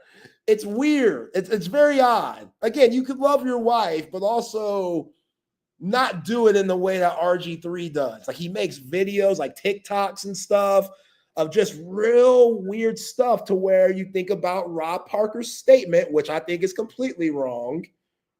I don't think there's any such thing as a cornball brother. I do know what RG... Stop, man. Stop. Quit laughing, man. I don't think there's any such thing as a cornball brother. There isn't. There isn't. Every brother's different. Some brothers are from the slums, from the hood. Some brothers grow up white picket fence. You know, you've never met a cornball brother. I haven't. I met brothers that are different. Some brothers like anime. Some brothers look like they never brushed their hair in their life. Some brothers look like, you know, they haven't had any sweet potato pie in a while. I do love how you always bring up the Rob Parker Carlton. When you bring up RG3, you gotta bring up Rob Parker, because he was so out of pocket for that statement. on the 4-letter network, nonetheless. Texas Sports Unfiltered, we do this stuff. We can have a good time. Is that why Rob Parker got fired from ESPN? He got fired from it, yes. For calling RG3 a cornball brother? Yes, they gave him the boot because he didn't present it in a way where, but right. This is why people say that about RG3, though, because he does interesting things like this. And I love RG3, man. RG3 is a Central Texas native. Like, that dude, in a way, is one of us. But he also has all those Pokemon cards. And nothing wrong with that. Like, you would go to his monitor, like you have your basketball jersey. I got these posters. RG3 right behind him had hundreds of Pokemon cards. Like, not Baylor football highlights or Redskins football highlights or his wife's Florida State track highlights. Pokemon. And that's okay. Like, not every brother. Right. My bad. Sorry, I didn't mean to derail your story. No. I appreciate you bringing that up. But it's just weird, like the direction RG3 goes. What's he doing now? Who's he working for? I don't know exactly. I think he's underground doing his own thing. I don't know if he's with anybody specifically. He's with someone. But I don't think it definitely ain't ESPN. But wait, Funko chips, Funko Pops, is that Pokemon? I have no idea. How are you supposed to say it? Pokemon. Right. Yeah, Pikachu, all that stuff. Pokemon was a weird show. It was an odd show. I could never really get into it, even though that was my era. It was just a little odd for me. But RG3 was doing pretty good. Yeah. Like play-by-play. They had him on studio shows. I swear. I knew something was off when he did a Black Friday game and he was in the booth with Gus Johnson, I think. It's one of the brothers that does play-by-play. He was like happy, and he pointed at Gus Johnson or something. He was like, Black Friday, everybody. I was like, yo, what? Why did you do that? Like, what do you like? We understand what race and color you are, dog. Like, why did you think that was an appropriate time to do that? Like, that's RG3. That's him to a T. Like, I think he just like he's referencing Friday the movie. No, he ain't referencing Friday the movie. It was a Friday night football game? Yeah, it was a Black Friday game, like the day after Thanksgiving. Oh. It was one of those games. He was like, happy Black Friday, everybody. It was like, whoa, Robert. It was funny. I laughed. They usually had him with the dude who was always using the biggest words he could possibly use. Yeah, Mark Jones. Yes. Mark Jones. Yeah, it wasn't Gus Johnson. I get those brothers confused, which isn't good that I get them confused. Mark Jones is always like dropping SAT words out there. Yeah. I'm like, okay. Yeah, I mean, we can just talk like we're talking at the bar or something, or we can drop SAT words. Some brothers got to show that they are articulate out here. Articulate. But damn, RG3, you can't be getting in trouble still, dog. Angel Reese. But that's the thing. It's like when you take a stance on something that's kind of a he said, she said thing, like unless you have it on tape of Angel Reese just going off on Caitlin Clark, for you to just keep yelling at the mountaintop, she hates Caitlin Clark. That's one of those like easily deniable things from the Angel Reese camp, like we're seeing now from her mom. Like, hey, RG3, you're out of line. Like that's just a weird hill to die on. Yeah. Yeah, and they're always going to be tied together. Caitlin Clark, Angel Reese, ever since she did that in the national championship game. But why is RG3 jumping in there now? No one cares. Like this is also a hill he's dying on that no one cares about. Right. Like the rivalry is there. Mm-hmm. What are you doing? Like, no, she hates her. Like hates her. What does that mean? Like she's gonna do bodily harm to her the next time she sees her, or what? I mean, what is RG3 doing? Yo, on another note, Angel Reese been hooping. I can't even lie. Like Angel Reese, she had some tough moments where she couldn't make a layup or nothing. I've been seeing clips of Angel Reese. Angel Reese been doing her thing. She getting the ball off the rim, defensive rebounds, ain't even looking at the point guard for an outlet ship. She pushing the ball up, igniting the fast break herself, little in and out moves. She getting a little wiggle to her game. Angel Reese, there's a reason why she on the cover of that video game. She been hooping. Like, it wasn't like she was never talented. Angel Reese could ball. Like, she was the best player on that Kim Mulkey national championship team. So, Lisa Leslie, I saw Lisa Leslie tell her on her podcast, like, yo, we got to work on your game a little bit. I love what you bring on and off the court, but we got to get your layups right. And Angel Reese was like, you're right. I got to work on that.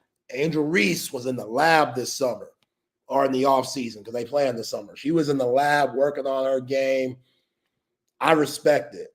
Angel Reese can hoop. She's a tough matchup. She is very versatile. You got to give her credit when it's due because there are a lot of Angel Reese haters out there, which they're going to be haters for everyone. That's a top player in whatever sport they're in.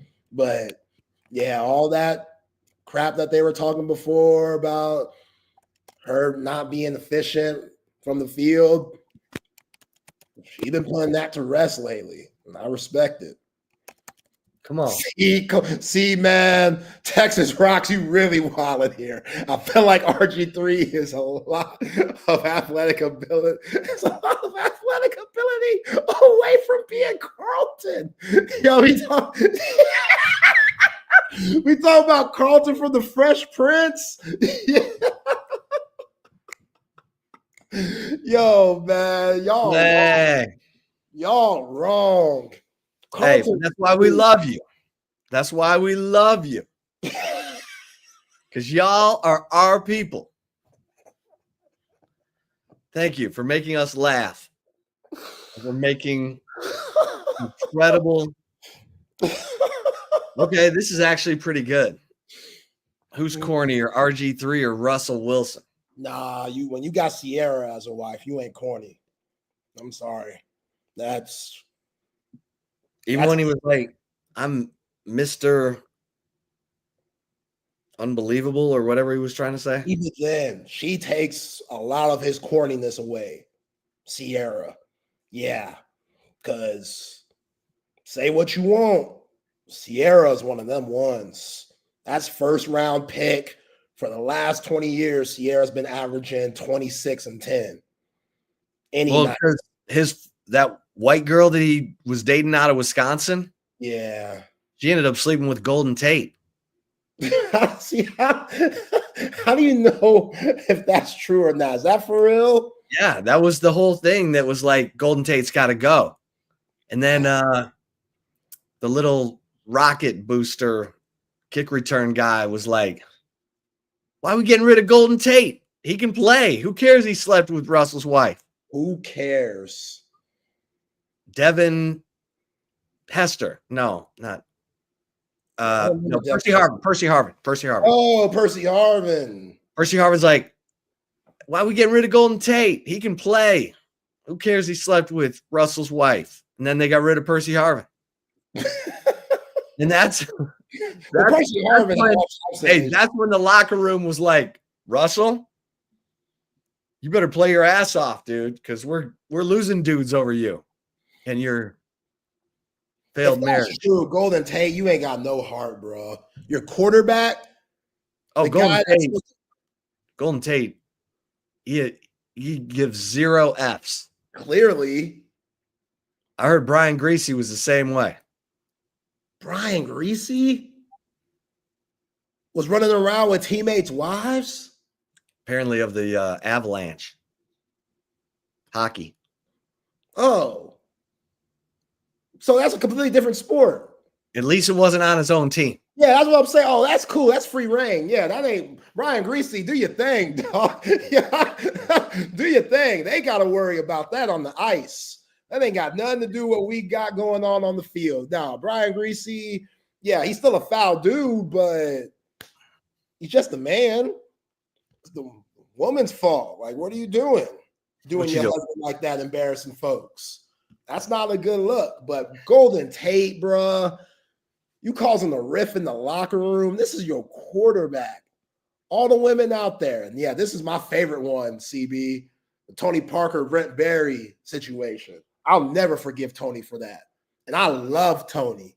That floater, that spin move, pound for pound, maybe other than Allen Iverson. And I think it's closer than people give him credit for. Stop. No, I ain't stopping. Stop. I ain't stopping. Stop.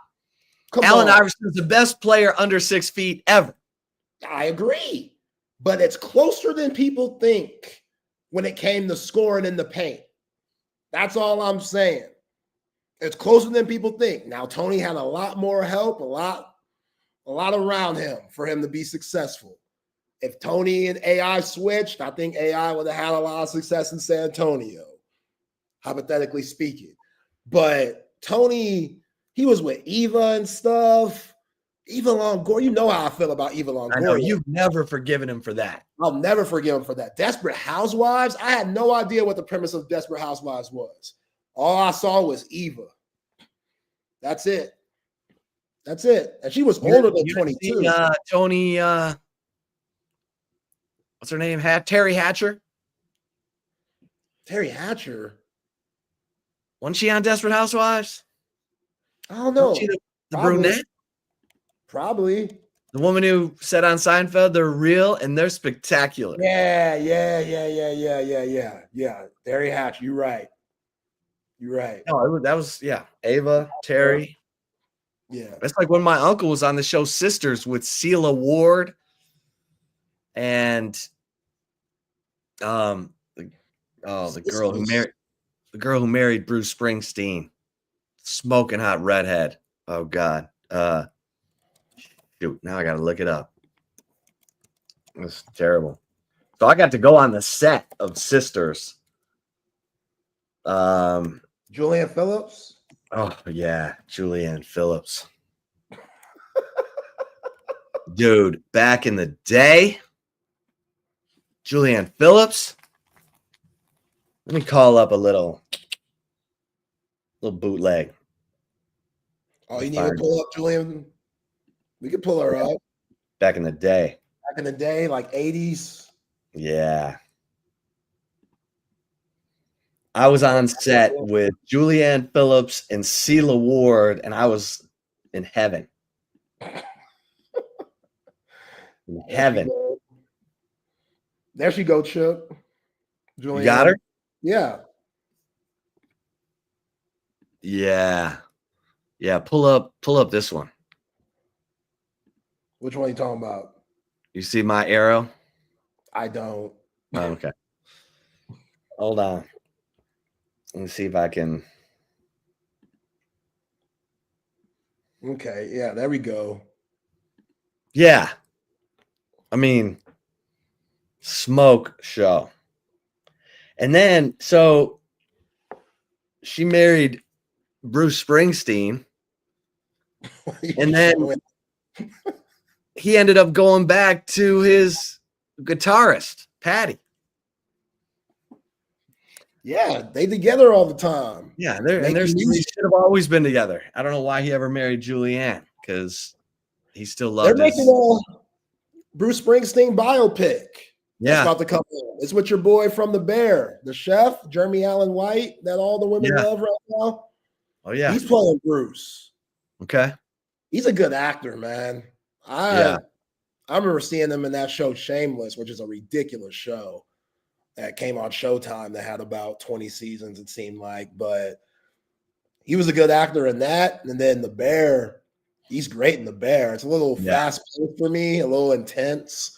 I got to watch The Bear, and, you know, you can't binge The Bear, in my opinion. I know it's a good show, but it's a lot going on. It's loud. You know, it's a real fast pace, but it's good. But yeah, Jeremy Allen White, he's doing this thing right now. If you're playing Bruce Springsteen, then you're doing something right. You're really a good actor. Yeah, you're doing something right. The Sleep Cycle Center of Austin is doing something right, because we are fortunate to have Dr. Chad Denman, who founded the Sleep Cycle Center, who's dedicated his life to treating sleep apnea because it killed his own father at 60. And so he's got the best technology to detect it, to conduct a sleep study, the best treatment options, including a oral appliance like I have, mouth guard that holds my lower jaw open when I sleep so I get good oxygen. But if you're snoring, it's more than just annoying to the person next to you. It could be the sign of a serious health issue. And here's the great thing. Because of our relationship with Sleep Cycle Center, when you go to sleepcyclecenters.com and set up an appointment and you tell them Texas Sports Unfiltered sent you, you get $100 off your sleep study. So make sure that you mention Texas Sports Unfiltered, because they're basically giving it away for you so that you get diagnosed and you get treated if indeed you have sleep apnea. And if you're a loud snorer, there is a very good chance you have sleep apnea. Go to sleepcyclecenters.com. Tell them TSU sent you. Audiovisual consultations, our man Tom McKay, making it so easy for you to get the big screen of your dreams. All you got to do is call 255-8678. And Tom and his crew will bring everything to you. It's that simple. It's going to bring you the best price on big screen. It's going to bring you surround sound, surveillance, electronic shades, new lighting. avconsultations.com, 255-8678. And cover three. I mean, great food. You know, I'm going to cover 3 tonight. I got to have it. I got to have the brick chicken and mac and cheese. I might need a Cobb salad for, like, you know, maybe I save the brick chicken and mac and cheese because that makes for great leftovers. I'm not gonna lie. But cover 3, great food, great vibe, great service, great place to hang out with your friends and enjoy a great meal, great vibe, great service, great drinks. Cover 3 Anderson, cover 3 Round Rock, and cover 2 at 183 in Lake Creek. All right, Zay. So we're getting into that nitty gritty. Week out from SEC media days, summer workouts are cooking. And here's the thing. Things seem to be coming together. The summer transfers, I'm hearing good things. Jack Endries, Emmett Mosley, Murad Watson, Levon Johnson. These guys have fit into the culture. They've been embraced. They're earning their respect. And, you know, got to see it through fall camp and all that. But if Texas hit on these transfers, it's big time. Jack Endries could be an all SEC tight end. That's how good he is. So you lose Gunnar Helm and you are able to pick up Jack Endries. I get it. It's probably not what Spencer Shannon wants to hear. It's probably not what Jordan Washington wants to hear, but Jordan Washington came in a little heavy, broke his collarbone, kind of missed the spring. Spencer Shannon's trying to show everybody he's a big-time blocking tight end in a 2 tight end set, that he'll knock some people flat for, you know, those counter power plays where he's got to be a lead blocker.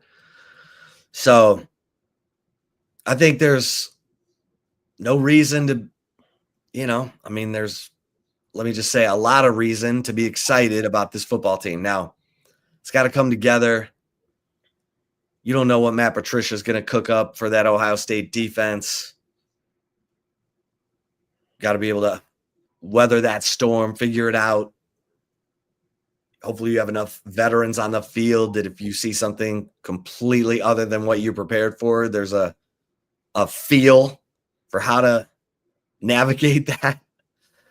Because if you don't have people with experience in that moment, it can get a little chaotic. So, but that's why we love it. That's why we love it. That's why we can't wait for it. That's why August 30th is going to be bonkers. But it sounds like the summer transfers are meshing with the team, earning respect, meaning they can play. So here we go. And there's more in the insider at horns247.com. That comes out every Thursday morning. All right, Zay, let's get to the right call. Let's get it. Hell of a chip shot, my friend. Before the right call, though, got to give a shout out to Covert B Cave, automotive dealership that been doing it in the greater Austin area for over 100 years and been doing it well. You don't want to take my word for it. Listen to these fine folks of Covert B Cave. They treat you like family. My husband and I have bought several vehicles from the Coverts over the years, and it's always just been easy and effortless. By the time we walk into the dealership, paperwork's ready and we're ready to buy. I walked in, literally signed a couple of things, and I was 10 minutes in and out. They just take care of everything.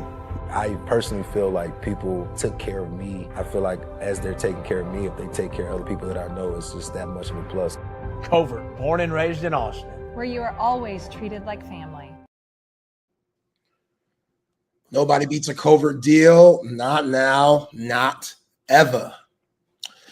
All right, Chip. So we got to rewind a little bit from a right call story that I brought up earlier this week.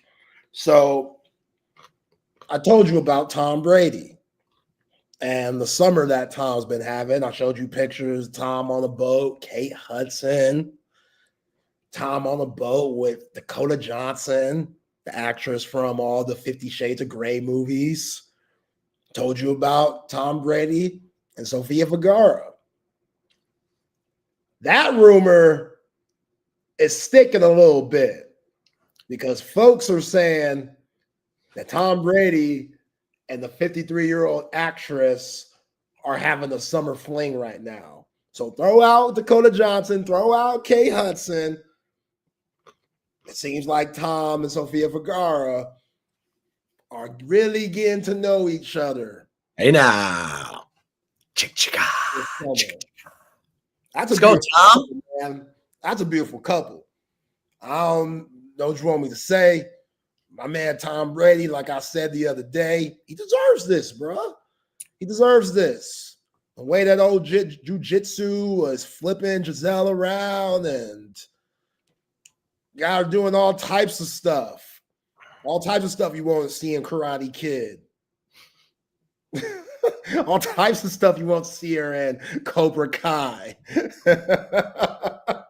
That's a lot. Even for Tom Brady, someone as alpha as Tom Brady is, he's still a man. He's still a human being. He's got feelings. He's got feelings. You knew that hurt a little bit. So now, how do you get over that? It's not like Giselle is rough. How do you get over it? You get under Sofia Vergara. Exactly, Tom. I ain't mad at it. Do your thing. If she could get with old what's my man's name? Al Bundy.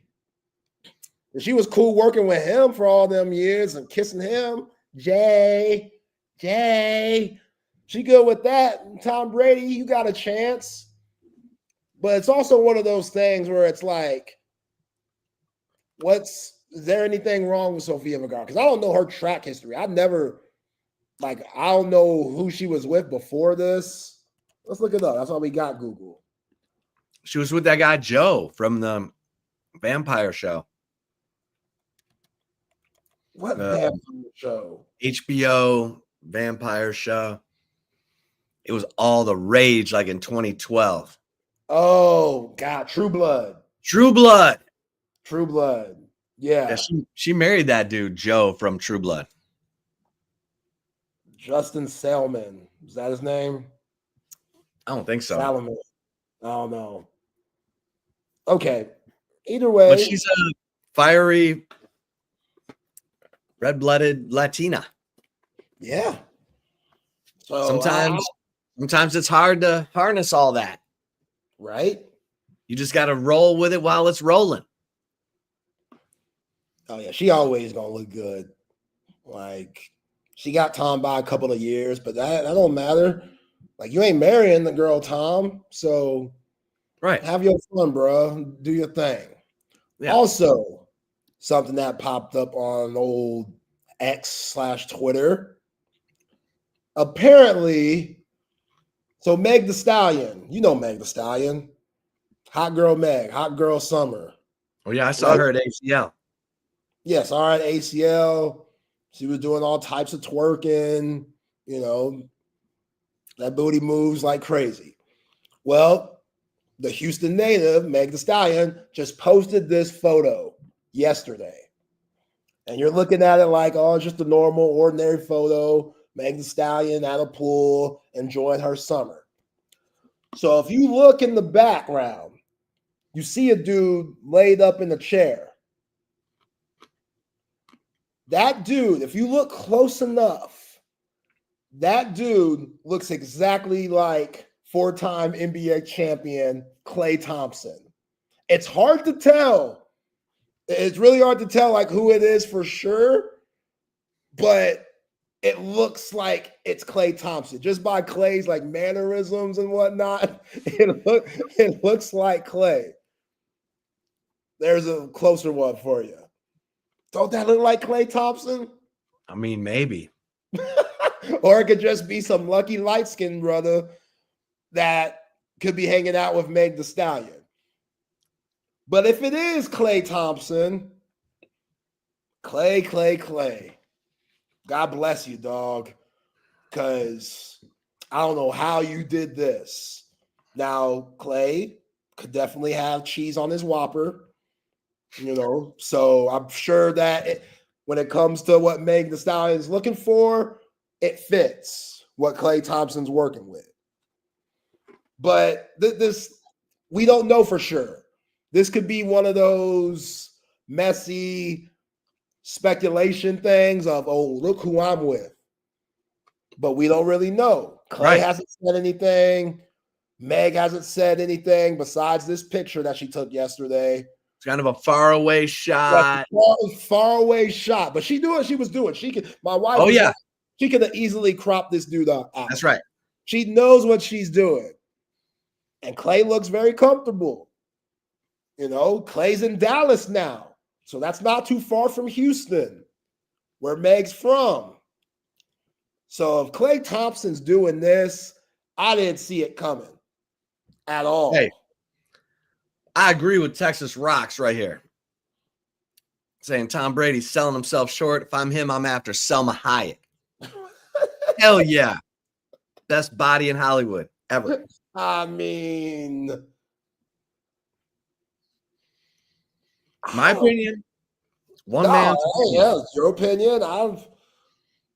If you've never seen the movie Desperado with Selma Hayek and Antonio Banderas,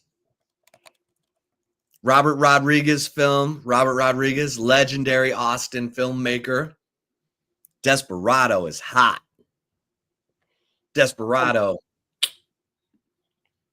I remember Dusk Till Dawn. Yep, she's naked. She's naked in that too. Yeah. With Ferrell? What's his name? Not Will Ferrell, the other guy. Clooney? No, the British Colin Farrell. He's in that movie. Is he really? Oh wait, I think you're thinking of the wrong movies. Nah, this is Clooney and Tarantino. Yep, my bad. Wrong movie. I mean, I feel like either one has been averaging 28 and 10. Yeah. They don't even argue. Selma looks like she's 50-something and still an absolute smoke show. I'm not arguing. I just don't think he's selling himself short with Sofia Vergara. That's crazy. Yeah. Like selling yourself short. I think they're both first-round picks. Both been doing it. But, yeah, I don't. Selma Hayek was in the movie Sausage Party in 2016. Awful movie. Terrible. That's that animation movie. Oh, it's a weird movie. I was going to say she won the Academy Award or was nominated. Yeah. For Frida 2002. All right. Anyway, Selma Hayek, Smoke Show. Anyway. Yeah. All right. So I saw Xavier Worthy. He was on Kay Adams' show earlier today. And X looks good, man. Remember, X was in some hot water with the Williamson County Police. Oh, right. And I think X is away from all that messiness and toxic energy. And now X, he cut the hair, no more dreads. We're going to a fade, more clean cut, more suit and tie look. Patrick Mahomes got a cut. So Xavier Worthy, year 2, he talked about being on punt return this year. Because I was a little surprised that X wasn't returning punts last season. And he said him and his special teams coach, they watch a lot of Devin Hester because his special team coach coached Devin Hester during his legendary Chicago Bears days. We saw how good X was returning punts for the Horns 2 years ago. So obviously the NFL is different from college, but if Xavier Worthy's returning punts for Kansas City, look out. Because that dude, there's a reason why he's the fastest player in the NFL. You want to get the ball in his hands any way possible. I think he could really do something in special teams this season. Now, David, I get what you're saying. You know, my man David Keith Williams, appreciate you, David. Still wish Xavier Worthy would eat more Whataburger hamburgers and get up to 175 at least. Yeah, but it's hard to hit you when you're so fast you can't tackle them. Right. Devontae Smith. Yeah, Devontae Smith, he ain't over $180. Can't be. Right. And he's way taller than X. He's like Tyreek Hill.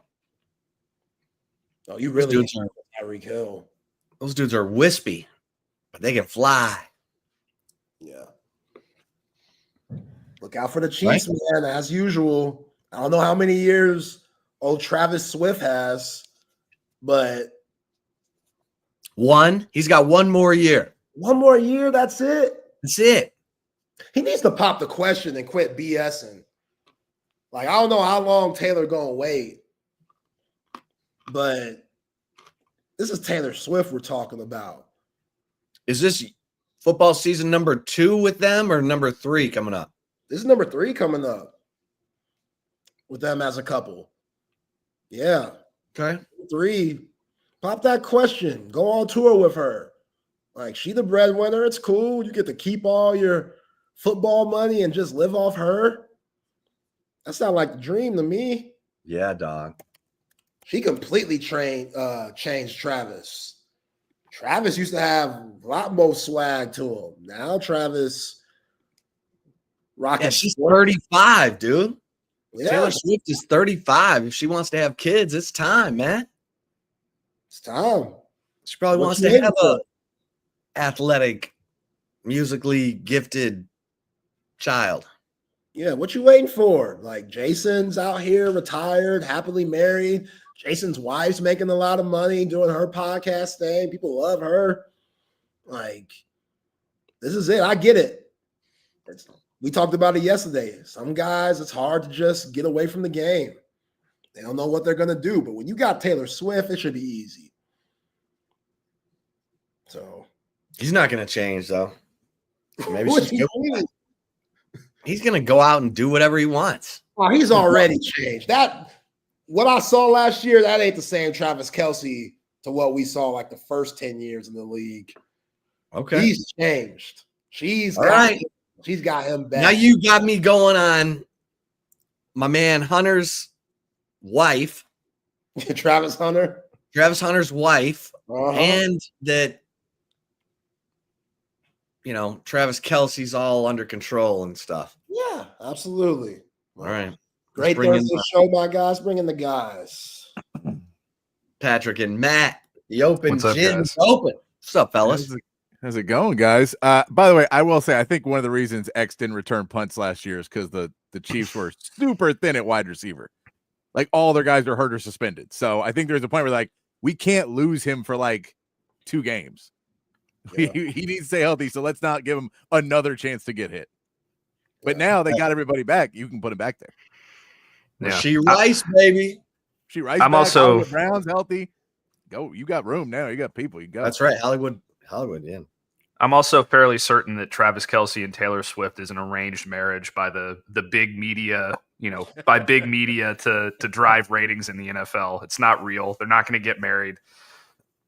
They're gonna break up, and then it's going to be the biggest story in history. And then she'll move on to somebody else, and she'll write an album about it. And it'll be man, I need Cupid to smack you in the face, dog. Come on, man. That's real love. That's a beautiful thing right there. I love it. I don't know, man. On that note, I don't I'll let y'all handle y'all's business. go love on my wife. There you go.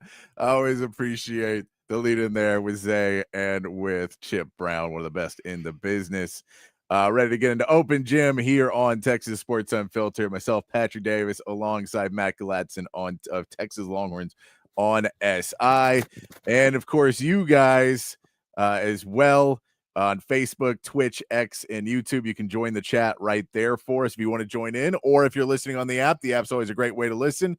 You can join in on the Coda text line, 512-222-9328.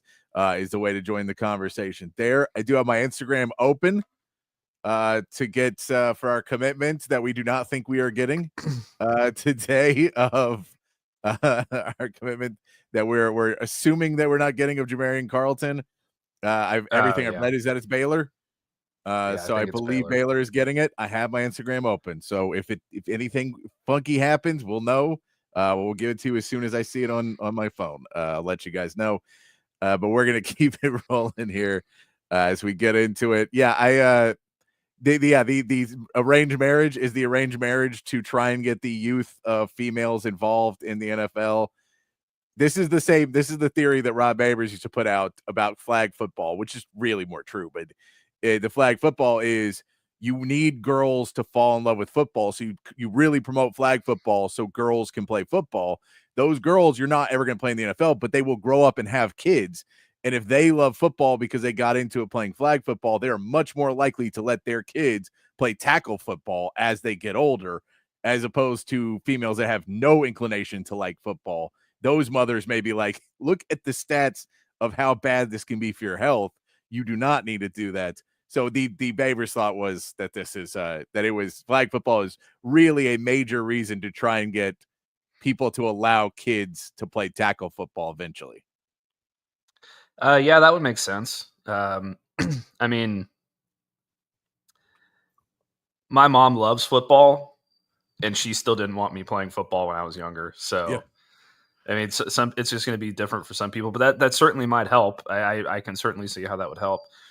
The Taylor Swift thing is just to drive TV ratings. It's got nothing to do with falling in love with the game. No, it's just TV ratings. I feel it's like just TV ratings. I feel like TV ratings. And it's an awesome drinking game, by the way. Every time they mention or show Taylor Swift on TV, you just you finish your drink or you take a sip, whatever you want the parameters to be. But it's a fun one. I've done it before. You got to be careful what you're drinking on those. You don't want to be not bourbon. Not bourbon. No, you know, yeah. If you're drinking late, if you're doing shots on that, that's deadly. I've also most of the time it doesn't really bother me. In the playoffs, it's really bad. Regular season, I don't think it's that bad. Like regular season, when they show her, it's like a couple times in a game. It doesn't really bother me. Postseason is where you get like, hey guys, drive home the point. Come on, man, we get it. Like when they're showing someone like Peacock or something, the Peacock announcers are going to be like, no, we're over all of this. So it's more annoying sometimes, but I don't really care most of the time. I'm just really happy that Taylor Swift became became relevant after she started dating Travis Kelce. That really Oh yeah, makes me she happy was for doing her. so poor before that, right? She wasn't doing good at all. Uh, Matt, you having a good Thursday so far? Finally, we got some sun today. It was rainy all day yesterday. We got some sun here. How's your day going so far? It's good, man. Just crushed a chicken Caesar wrap before I got on air, so I'm raring to go, man. There you go. Nice chicken Caesar wrap as we get rolling on here. Big 12 Media Days are over, so we'll get into some talk, though, of one of the big pieces that came out of Big 12 Media Days was all the coaches saying we don't know what college football, what the College Sports Commission and all this other stuff is really going to be. There is now updates that there is supposedly more a little bit more transparency, I guess, or I'd say there was an update given out by the College Sports Commission that looks like a Baylor hat. I don't have the volume on. I can't I'm pretty see. sure it's Baylor I'm hat. pretty sure it's Baylor, though. That looks green to me. It's a very fuzzy photo, and I have no audio on, so I'm assuming it's Baylor. Yeah, looks like it's Baylor. So no big surprise there. That was what we thought he was going to be. Jamarion Carlton was that he was going to head Baylor. to Baylor. No big surprise there. But we just thought, if there's one at the beginning of our show, at the end of the show, we'll keep up with it. We'll keep you guys abreast of the situation. But yeah, we did not assume that one was going to come our way. It is part of the changing landscape that there are going to be some of these top tier guys that are going to start going, that people are going to really start laying in on it. But so what we get into with the College Sports Commission is they came out, Ross Dellinger reported on this morning, and basically they sent out a memo to a bunch of the college football teams and trying to be like, this is what's happening. You guys know more of what's happening than you're saying you do. You're just pretending that you don't because you want it to be, you want really hard lines in there that you can't spend more money so you can find a way to cheat around it. You're really just trying to figure out how you can cheat it. You know how to do what we're supposed to do. You're trying to go, how far can we go though? Like how much can we do on top of that? Because that's how we're going to win. If everybody has this, it's how can we cheat on top of it? And cheat are legal loopholes, whatever we want to call it. So, there's pieces that there's now considering to be an amendment or an update to the bill from the House bill that one of the bigger pieces is that to have college football have to have 16 sports on your roster, on your school. So to get rid of the whole argument, basically, that these schools are going to drop all their Olympic programs and only have football because it's the only one that makes money. So they'll drop everything else. They put in the bill now. You can't do that and still revenue share and all this other stuff. So that's now a part of it. But I think the biggest piece of it that we saw was that Ross Dellinger's reported, and this is in the memo, that they have had a huge amount of influx of people that have submitted stuff, that there's agents submitting, that there's schools submitting, that there's NIL deals being submitted. They said they've had over 1,200 deals submitted to the clearinghouse so far. This is basically in the first month of it happening. They've had over 1,200 deals submitted, and most of them with little to no issue. And there's been a third of them have already been approved. So we're roughly at, 400 approved already? Mm-hmm. Out of the 1,200. They said only 80 have been denied. And out of the 80, none of them have been officially fully denied yet. They've basically been denied because there was something in there that wasn't clear. They went back to contact the school or the agent or the client or whoever it was, and those people have not responded properly yet or given the proper paperwork yet. But they have said there's none of that. They did clarify as well that there is going to be an appeals process and a impartial arbitrators, and it's going to be a panel, I believe they said, of 9 judges that they're going to get together and have those people be the arbitrators when the College Sports Commission says something is unfair. The agent and the school and the player say something is fair. Those will go in and have that discussion, and they will arbitrate. Normally, these arbitrators side, you have to have a really strong argument. It's like a challenge in sports. It's got to be really, really blatant because normally they're like, well, who hired the arbitrators? Oh, well, the people that told you it was broken already hired them. So they had to go through a process to say they pretty much agree with them. most of the time. So it'll be an interesting process. But Matt, it does leave us now that they've tried to answer a little bit that a lot of NIL deals have already started to go through, that they're kind of getting already on board with it, and that the process is already working. And there's only a few that have not gone through, but they say it's a process that's already working. And that's good news to me. I mean, my initial thought when we heard this whole thing was going to go down was that we were going to have sort of a run on these things being denied, and it was going to cause all this controversy and, be this big national story about, well, they're not letting us, do things the way they like, there's going to be some big deal about it. But it sounds like they're being pretty straightforward. The schools are following the rules. They're following the guidelines, and that's positive. I would like for this to go as smoothly as possible so that we don't have any hiccups and we don't have any big, news stories about some kid at Oklahoma State getting his deal denied for, $2,500 at, the local quick stop because, they didn't find, whatever they needed to find to approve it. And the smoother this thing goes, the better. So I'm happy about all this. I'm curious to know what those other deals were that got denied and why they got denied. I hope they kind of. I don't know if they're going to release that information or if it's going to be public information. We would probably find out if something goes through to the arbitration. I bet we'll find out about it, because that'll be the agent and everybody trying to play to the court of public opinion at that point. And so you could see a little bit more slip out of it if it goes to arbitration. But I think these are just saying, like, this is, I applied for a loan at my bank, and the bank says you did not submit the proper paperwork for your pay stubs from work. So we need to contact your work to make sure that you're making that money. And that's basically what they're saying. So some of these are, I'm sure that it is, what's the quid pro quo? What are we getting back from this happening? And you're not telling us the full deal. So you're saying, whatever Suzuki is paying one of your players, and all it says in there is to be a face for the company. Like, that's not enough. We need you to say what they're actually going to do. Because in this, you could just be like, oh no, they just drive a Suzuki.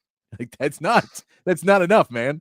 You have to be able to do commercials or do something else. So I could believe that's kind of in it. And a lot of this stuff will get figured out. I'm sure if they're approving these and they're the way they looks like they're doing, it does feel like they're kind of helping a little bit in getting these passed, to call the school and go, this is what we need to see in it. So change the wording of it so that this is what we see. But it is good to see that a bunch have passed. It did say some were up to the 7 digits that have already passed, which that was a little bit surprising, but probably a good thing to see in the grand scheme of things, that they are not saying market value is $75,000 for a starting quarterback in the so you better get 50 deals or else you're never going to make that type of money again. It doesn't feel like it's fully hampering people from making money, which is kind of what you were worried about, that they were going to just try and go back draconian and say, no, that the average market value is this, and and then people just start getting paid under the table again. You want to make it so it doesn't go back to getting paid under the table. That's really what you're trying to avoid, is because that'll also get you in a ton of trouble. Part of the new amended bill is that they're also supposed to be providing financial services for the student athletes now, that you will have to have some, and not like constant money management, but having people teach you about money management and trying to get you so you, again, pay your taxes. It's really a big piece of this, that they're trying to make sure that you don't give a 17-year-old kid $5.1 million guaranteed and he walks out thinking he's getting $5.1 million. You know what I mean? You have to understand. Well, now the big one too, I thought that was really good, was they said a 5% agent fee, that they've already locked that one down now, that there is no more than a 5% agent fee. Now, some agents are probably going to find a way to skirt around that somehow because they're shady. But especially this flooding stuff, how many scams and awful things have come out of this, just show you how many despicable people there are on this planet. And so it really lets you know, you're like, yeah, no, there's agents out there trying to ruin kids' lives by taking all of their money and doing whatever they can for them. While somebody else would clearly take this kid and take 5%. Someone else is going to try and take 25% with a 5-year locked-in deal. And so, you have to, having it kind of that being more regulated, that is more like pro sports. That is more like these other things where 5% is a max you can take as an agent. That's a really helpful thing for the student athletes, because you saw some guys out there probably making way too much money off of what these kids were making. Yeah, I mean, I think that's the most important part of all of this, honestly, is making sure that the agents are kept in line. Yeah. There's been far too many occasions of kids getting taken advantage of, or even family members who are acting as an agent taking advantage of a situation, and like Nico Iamaliava's situation, his father Yep. getting involved and demanding more money, and who knows how much he's taking of that. That there's really no telling, because there hasn't been any regulation on it. Now we get some regulation. We know what these agents, at least these, high character agents, are going to be earning, and there's a max to it, so they can't really exploit too much. And yeah, I mean, I agree with you. There's going to be some that find a way around the rules and take some more money for these kids. But, at the end of the day, at least it's a start of getting these guys in line, because I think that, as much as people complain about just NIL at large and kids taking money at large across college football because they're just not used to the new times, the biggest problem has been the agents exploiting the schools and exploiting these kids for every single dollar that they can. So keeping that number to a set number is the first step in fixing that process. Yeah. So it does end up where we still don't know the full extent of what all this will be. We still don't know, how a school like Texas Tech is going to spend their money this year, because that's another point we go, that 5.1 million is guaranteed. We still haven't really heard how you can guarantee that money. Like that hasn't been fully fleshed out yet, of guaranteeing money off of this, but it feels like in revenue sharing, you should be able to do that. But I don't know, like, the verbiage of those contracts has necessarily been fleshed out yet. And that's something that a lot of the coaches have been asking about, is how are we guaranteeing money? Because I don't think you can yet. And maybe that just be like, they don't have as good of lawyers. Well, that's for the questions. Isn't there something to the, and I could be wrong here, but can't they not even sign these revenue sharing deals until August, like August 1st? Yeah, it's something to that effect. Yeah. So, I mean, and this is obviously just, me playing devil's advocate here, but if Felix Ojo is committed based on a $5.1 million guaranteed deal through revenue sharing with Texas Tech, he can't sign that deal until August 1st. There is an opportunity for him to find another deal and decommit and, get a $5.5 million deal at Ohio State or whatever the case may be. So, I don't know. This whole thing is starting to get a little bit convoluted for me. So the sooner we get it all figured out, the better I think it'll be for recruiting at large, because $5.1 million guaranteed is a lot of money to just kind of have sitting there in the ether until you actually sign the deal. And my other question would be, like, if he signs that deal, does that mean he's already signed his national letter of intent with Texas Tech? Like, how does that work? That kind of confuses me, and obviously I'm not a legal expert here. And that's, I think, kind of where they're like, I think a lot of this is a guaranteed money, and it's also the agent reporting it, so the agent is saying it their way too. So the agent reports, we got a 5.1 guaranteed contract. It's on a handshake guarantee right now, and then we'll eventually get it in writing. But yeah, I mean, there's a ton of money going around right now. There's a ton of money across college athletics that's going around. They said, according to Teamworks, collectives distributed a whopping $71 million to athletes in June using their system. So that is a lot of money. Now, that's everybody. It's not one school, but that is a lot of money going out for a month. That if that's a $71 million a month is being paid out by all of these schools. Now, I think some of that may go into player retention, and so you may get more upfront in some places. And I mean, I don't know exactly how all these deals are worked out, but yeah, that's a ton of money coming out of collectives. Now, overall, you say how many schools are paying tons of money, and you go, maybe that's $2 million out of Texas and $2 million out of Ohio State and $2 million out of Oklahoma and $2 million over here and there. And in reality, a lot of other schools have 100,000 going out a month or 500,000. We know UNLV, that whole story came out that the quarterback wasn't getting paid. And everyone on the roster was like, yeah, none of us are getting paid. So some of these schools apparently are paying almost nothing in NIL, which is going to change because revenue sharing will make it so you have to pay something. You cannot continue to have no money given out. But at the end of the day, it seems like it's a positive thing to get a message out that there are deals that are already going through and they are already being approved. And these are deals from varying sizes, from 4 digits to 7 digits that really could be, making life-changing money being changing hands. And we're not turning that down.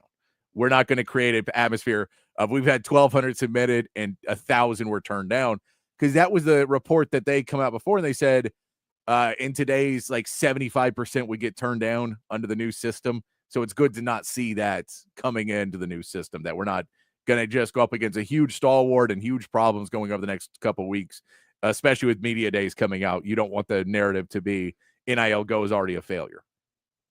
Oh yeah, absolutely. So I'm certainly pleased with the numbers so far, and I would imagine that just based on what you've been saying here already, that the majority of those 80 that have been denied are probably going to get figured out with the updated paperwork and updated verbiage. So it sounds like they're doing everything they possibly can to make sure that the kids get what they deserve, and that's all that matters at the end of the day. So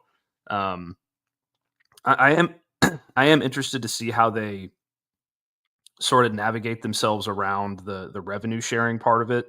Yeah. Like with Felix Ojo, for example. I mean, Sonny Dykes, he made a great point at Big 12 Media Days. And all the Big 12 coaches were complaining about the revenue sharing and all that stuff. And that was kind of the narrative that came out of that, as we talked about yesterday. But the thing that he said was that, at least it sounded like his biggest concern was, how does this money affect the player himself in terms of how he's perceived with the rest of his roster? Like you're giving a guy $5.1 million who has never played it down for your football team, and who, based on what I've heard about Felix Ojo, is somebody who could be a bit ranked higher than he actually, should probably be. And I can get into that at another time if you wish. But how's the starting left tackle at TCU, who's making, let's say $50,000 or $100,000, and he's started the last 2 years? How are he and the rest of the offensive line, who combined probably aren't making that kind of money, going to react to a kid coming into their position room making more than everybody else combined? And he hasn't proved anything. He hasn't even worked out with the team yet. Like that's something that is a legitimate concern about all this stuff going forward. So, I mean, I know NIL Go doesn't really have much to do with that, but just the revenue sharing and NIL at large, I think that's one of the things that people are really going to have to start looking at. Like, how is this going to affect the chemistry of our roster? And it's a really big concern, in my opinion. It is. And I'm trying to look this up to get the story right, but there was a story. There it is. Eastern Michigan University, that Zach Conte was the right tackle for Eastern Michigan University. He played there. I think he was going to his fourth or fifth year. He played there, but he was not. He was a walk-on, and he was the starting right tackle as a walk-on at Eastern Michigan. And he was having to work jobs while he was practicing and going to school to pay for college to try and stay in Eastern Michigan. And so his last year, he was like, I have to leave. There's other people offering me scholarships, other people offering me NIL. I have to go. And then the left tackle, Brian Dooley, gave him his scholarship, says, I'm making enough NIL to pay for college. I've already got most of my years done. I will give you my scholarship so you can stay on the team. And they made it this whole heartwarming thing. The presentation, they gave him an award, everything like, wow, this is what teamwork's about. And you were like, they have 80 scholarships. You can't give your starting right tackle one? He gets no NIL, no start right. Like, what is happening where this is somehow possible that you're like, well, to recruit, I have to give scholarships. So to get the guy who's going to be right tackle in 2 years, I can't give my right tackle in that one now. That's craziness. And that's kind of what's happening in NIL right now. And the fact they made this like a positive thing, you're like, this is a negative thing. He should have left. He should have punished that coach and that team for not giving him anything. And it shouldn't be relying on his teammates to have to make sure everything works out for him. That shouldn't be how the system works. And these same coaches are the ones who are complaining, who don't give scholarships to guys for 2-3 seasons, even when they're playing big minutes for them, because they need them for recruits. And I get you need to have that recruit, but sometimes you should not have to do that. And maybe you should just go, we'll be one recruit short. I get it. It sucks. They just don't have that scholarship for a guy. We'll make it up the next year. But they're in the transfer portal, and they're guys that'll never play for their team.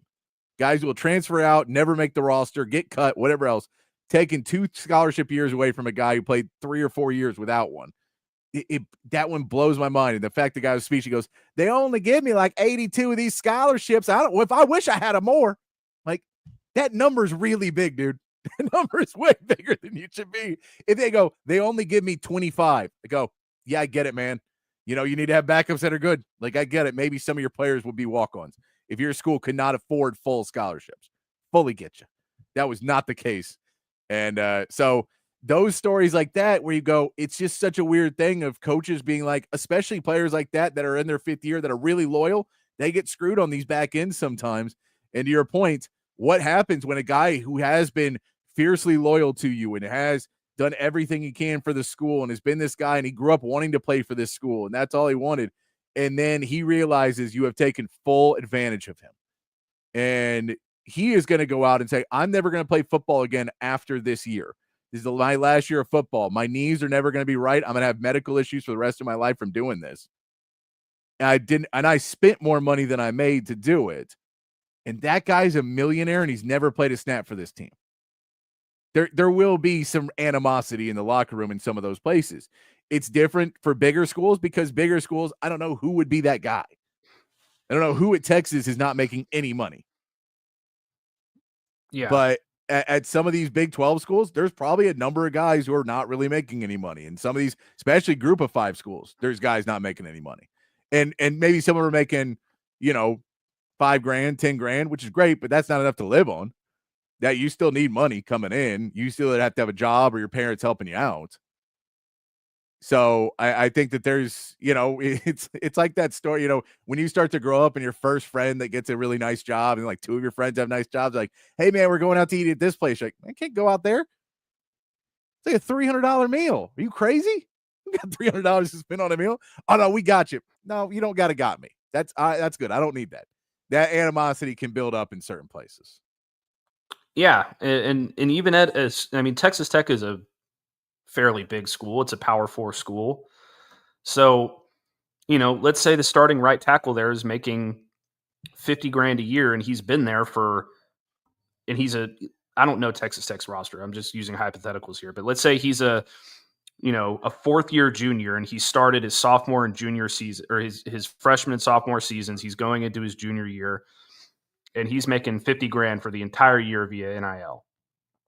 And then in walks this kid who's a 5-star recruit making whatever $1 million a year, $2 million a year, never played a snap, never worked out with the team, never went through, a film watching session with the team, never did a team building exercise with the team, off-season workouts, whatever the case may be. How is that 4th year junior supposed to react to any of that? And how is he supposed to respect this kid in any way? It's like you're giving him everything that I have earned because he's got 5 stars in front of his recruiting ranking. And you just want to take a big swing and make a splash. That's not fair. I think there's certain amounts of, you can have the guy come in and if he works as hard as everybody and he is as good as everybody, you'll get there. Like, I think most of the time these guys will give him the benefit of the doubt and go in. The problem is when you pay a guy $5.1 million or you pay a guy $3 million over the next 3 years, whatever it is, you pay a guy a lot of money and it gets reported. It is reported. It is no longer confidential money. It is known money. And that's not to say the NIL deals that may come on the side of that. So everybody knows this guy's doing well and he is 3rd string. That's when problems start rising. Now, that guy, like, you can look at Justice Terry at Texas. I think Justice Terry, we haven't heard any reports. That dude showed up looking like every bit of a guy who would get paid a lot of money. All the reports from spring were that he was working out, looked really good. And if he continues to play and get on the field, it's money. Like, you just go, well, that's that guy. I get why they paid the money. I get why that guy's worth it. But if that guy can't break into the roster, so as long as you're spending your money wisely and you got great scouts and you're paying it well, I think it'll be fine. The question is, if your entire basis for doing this is paying and you miss on one or two, that's how you destroy an entire locker room. Mm-hmm. Yeah, I totally agree. So, I mean, I don't know how you find a solution to this quickly. I really hope that this doesn't come back to bite a lot of these college football programs, because, I mean, I don't know how much Texas told, Justice Terry, how much he's making in NIL, or how much they're telling, Jermaine Bishop or Dia Bell or any of these other recruits, like what their part of the revenue share is going to be. But if they come in and Jermaine Bishop is making more than Parker Livingstone, then Parker Livingstone's going to be like, what the hell? Like, I've been here working out. I'm making a name for myself. I'm just going to go somewhere else if they're not going to pay me, and that school is going to pay me more. Like, it's just, I just feel like it's a very slippery slope that we're sitting on. It is. And there's going to be parts where it doesn't work. And I mean, that's that way in every sport. In pro sports, you sign a guy and you pay Kirk Cousins $45 million guaranteed, and some other players on that team are like, Kirk Cousins? Like, we've seen it. We've seen wide receivers react to what, guys that get the money and they go, that guy's only making money because of me. We've seen it. So we know that'll be a piece of what's in there. But like, and on the flip of that, you see like a Colin Johnson, and you look at him and you go, well, this is a guy who steps in his freshman season and Colin Simmons just destroys. And you're like, I guarantee that he had something that he was, he made plenty of money his freshman year. And, when he comes in and does what he does, you go, well, yeah, now they're saying he's a top 10 player in college football. I think we're okay with him being paid. Like, we know this guy's really, really good. So while it may suck that I maybe got bumped back in line, I can at least understand the money on that part. That makes sense to me, as opposed to maybe somebody getting it who isn't there. It's going to happen. It's going to happen plenty because it happens all the time. I mean, you look at in the NBA right now, everybody's freaking out about Bradley Beal because Bradley Beal signed that massive contract in Washington, and he's just not worth it. And now they're trying to pay him $90 million to go away. Those are the ones that hurt, is when you're like, now we got this guy and he's got guaranteed money, so why would he leave? He ain't going to make the same money anywhere else because he's not even hitting the field. If we put him on the field, then we expose him. So it's going to be an interesting world as we get through it. And again, this is no shade to Felix Ojo. I don't want to shade him because I've never seen the guy play. I don't watch a lot of high school football to scout guys. I get that there's theories that he may not be the best, but I'm not personally saying that of him. I'm saying that it was statistically likely that some of these players making a lot of money will not make it. That is just how odds work. Yeah. I mean, I don't necessarily want to get into my opinions on Felix Ojo or what I've heard either, but I just think that there needs to be some sort of, and I don't know how you do this either, but there needs to be some sort of middle ground where you're like, you can't just throw $5 million at a recruit and say, come play for me. Yeah. Like, if you're gonna pay through your revenue share, it almost has to be players that are already on your roster. And you can tell Felix Ojo, I'm going to help you, get an NIL deal at this, oil company, and I'm going to help you get an NIL deal with Lululemon, and I'm going to help you get an NIL deal with Nike or whatever the companies are. And that's your pitch to him. But just saying, yeah, 5.1 million guaranteed. You never, like, your tape is awful, but you're a highly rated recruit, and we want to make a splash, so we're gonna give you $5.1 million. Yeah. No, I mean, and there will be some, because it's become such a big issue right now, and because we're seeing so many people complain about it, there will be something that happens about it, because basically every single coach is pissed, even though every coach is doing it. Every coach is pissed when they lose a recruit and they feel it's because of money, because now it's also the easiest way to tell somebody, I don't want to come play for you.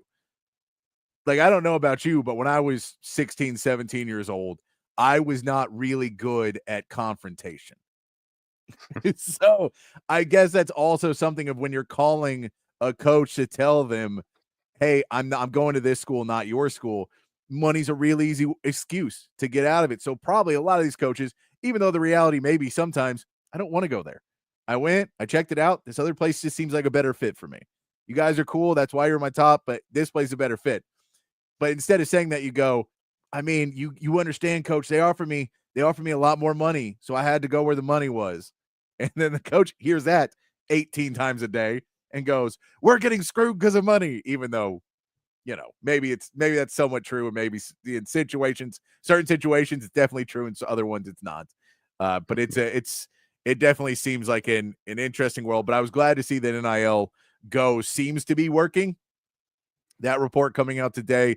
And then, I think we'll see more.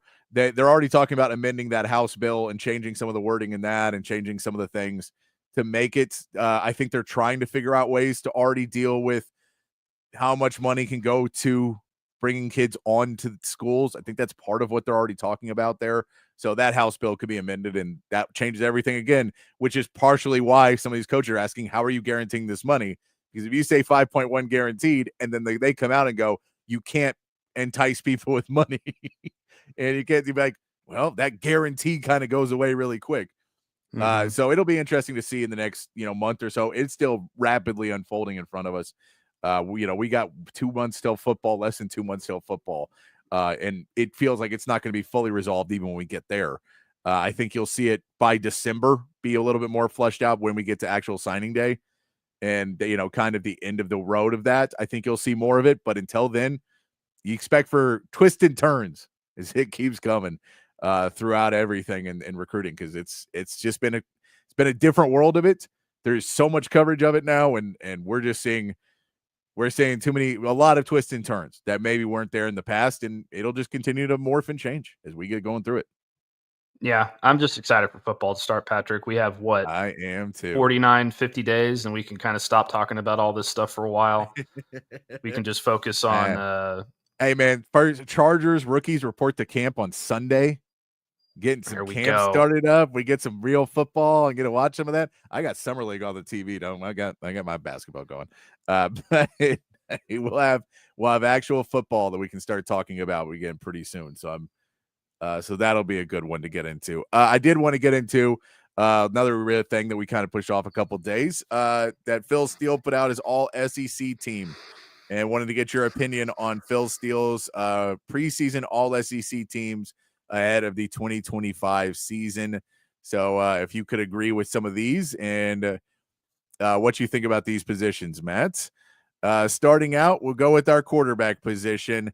Garrett Nussmeier is your first team quarterback for SEC from LSU. Arch comes in the second team, Lenore Sellers third team, and John Mateer fourth team. No DJ Lagway on his teams. And Lenore Sellers coming in third team. We know he's been ranked anywhere from the top guy to down. Garrett Nussmeier, though, does feel like he is a lot of people very, very high on what Nussmeier is going to do this year. First of all, the fact that there's 4 teams is crazy. Like, let's just have a first. Let's just have a first and second team. But yeah, I think Nussmeier deserves to be number one. He had a tremendous year last year, just statistically, and I think that he's going to have as good, if not better, year this year. I think that his team's going to be better this year. So there's a very good possibility that he's the number one pick in the NFL draft next year as well. So I think he absolutely deserves it. I think Arch being second team, as high as we are on him, and no shade to Arch, I promise that's not what I'm trying to do here. But I mean, this is largely projection.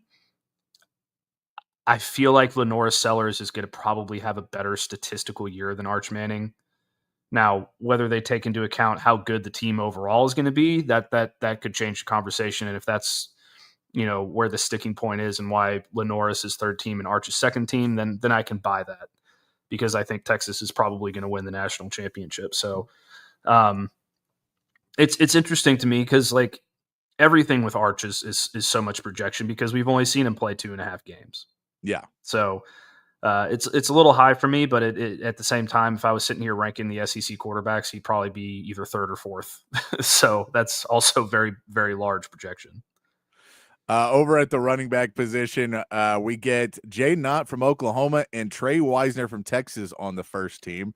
Good to see Trey Wisner getting first team on this one, considering he is not technically the starting back at Texas. I mean, he's going to share. It's very good. It's going to be the two of them, but CJ Baxter is the guy that everyone is, expecting. And he's the talent wise, CJ Baxter is supposed to be the guy, but we know what Trey Wisner did last year. Second team is Le'Veon Moss from A&M and Ahmad Hardy from Missouri. Third team is Nate Frazier from Georgia, and Caden Durham from LSU. And fourth team is Devon Booth from Mississippi State and Jamarion Miller from Alabama. But Trey Wisner getting your first team, 2 running backs per team, and Trey Wisner was on that first team. Who was the other one in the first team? Jay Knott. Jay Knott. Yeah, I mean, transferred into Oklahoma. See, I already have a problem with this. The fact that I already have problems with this, and we're only 2 positions in. I've had, like Trey Wisner was very good last year. Don't get me wrong. Yeah. Like there was some games where Texas absolutely won the game because of him. I mean, he dominated against Texas A&M, and there was a couple of games in there like he was huge and a big reason why they won. There was also games where he completely disappeared. How much of that was his fault? I don't know. I mean, the offensive line probably could have blocked better for him at points, and that probably would have made things easier. The fact that Le'Veon Moss is not first team from Texas A&M, I have a real problem with. I get that he's coming off an injury, but he was the best running back in the SEC last season until that injury. So assuming he's healthy, which by all accounts he is very healthy and he's ready to go, I would assume that he's going to once again have a very good year and be worthy of that number 1 spot, considering Texas A&M has arguably the best offensive line in the conference. And then you throw in the fact that you mentioned already that we're not even sure if Trey Wisner is going to be the starter. Yeah, that's the question. Trey Wisner is awesome, and I love Trey Wisner, and I think he's going to be big for Texas. But if you were to say, let me just ask you this question. If we were to say which Texas back is most likely to have a 1,000-yard rushing season next year? It's CJ Baxter. And that's my point. That by that same exercise, if we say which back is going to have the most carries, which back is just going to have the most snaps overall, it's probably going to be CJ Baxter, assuming he's healthy. So that's another reason I have a problem with it. I don't have he should be somewhere in there because he deserves some flowers for what he did last year and the fact that he's going to be a big part of the team. But first team is pretty lofty to me. Yeah, because if you're named first team, by that metric, I would assume that you were going to lead or be second in the SEC in rushing. And I just don't think that's going to be the case for that's for me kind of the question of this feels like a list of guys who off of previously what they've done and what they did last season. And Jay Knott wasn't even that good last season. It was good 2 years ago. So Jay Knott's a question mark as well. I mean, you assume he's going to be better, this season in Oklahoma, that offense will get him going. But I'm a little bit off on that one. Let's get to the wide receivers then.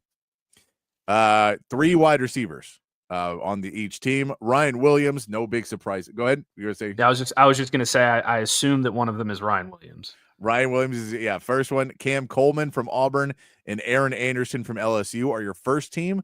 Second team is Eric Singleton from Auburn, Kevin Coleman from Missouri, and Ryan Wingo. Third team is Caden Lee from Ole Miss, Eugene Wilson from Florida, and Jeremy Bernard from Alabama. I'm going blind.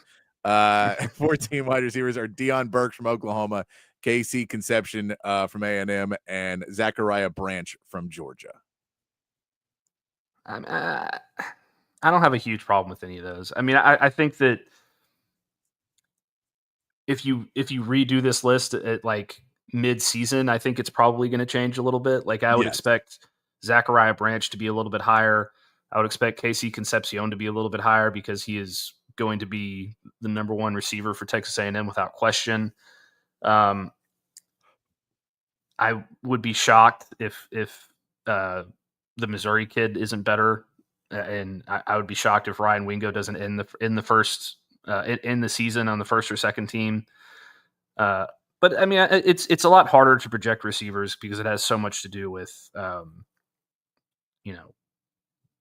the way that they're played in the defense and their connection with the quarterback and all those different things. My only issue is I don't see any way Auburn has two on the first and second team at the end of the season. I don't. Cam Coleman certainly deserves to be there. No, I think they're really good. I'm just saying, out of that offense with that quarterback, I'm not assuming that they're going to have the prolific offense where two wide receivers are both able to be on that first and second team. That to me sounds a little bit more like I just don't think they're going to have a prolific offense that has two guys that high. Well, no, especially when you consider the fact that their starting quarterback, at least the guy that's projected to be the starting quarterback, basically got cut from his team last year because he sucked. Yeah. Nobody's a 5-star. And if we know one thing, 5-stars are always the best players. Always. So, yeah, I think Cam Coleman's really, really good. I'm just saying, like, if he's first team all season, Eric Singleton ain't going to be second team. Like, I don't see them both being up there. I mean, the odds of that happening are pretty low. You probably have to go back to, I mean, it very rarely happens to begin with. Like Ohio State is one of the few teams that could probably say we've had two first-team receivers because they put like 9,000 receivers in the NFL over the last couple of years. So the odds of them being able to do that with Hugh Freeze as the coach and Jackson Arnold as the quarterback is a little bit questionable to me for sure. No, like if you wanted to tell me LSU was going to have two, that would be more believable because how many times they threw the ball last year and Garrett Nussmeier and just everything, right? You're like, oh yeah, they could throw the ball 45 times a game. So two guys could rack up really good numbers in an offense like that. And I mean, we know that they once had an offense with Joe Burrow and Jamar Chase and Justin Jefferson, both on the team. So, and those guys turned out to be pretty good. Yeah. I'm surprised DeAndre Moore is not on there anywhere.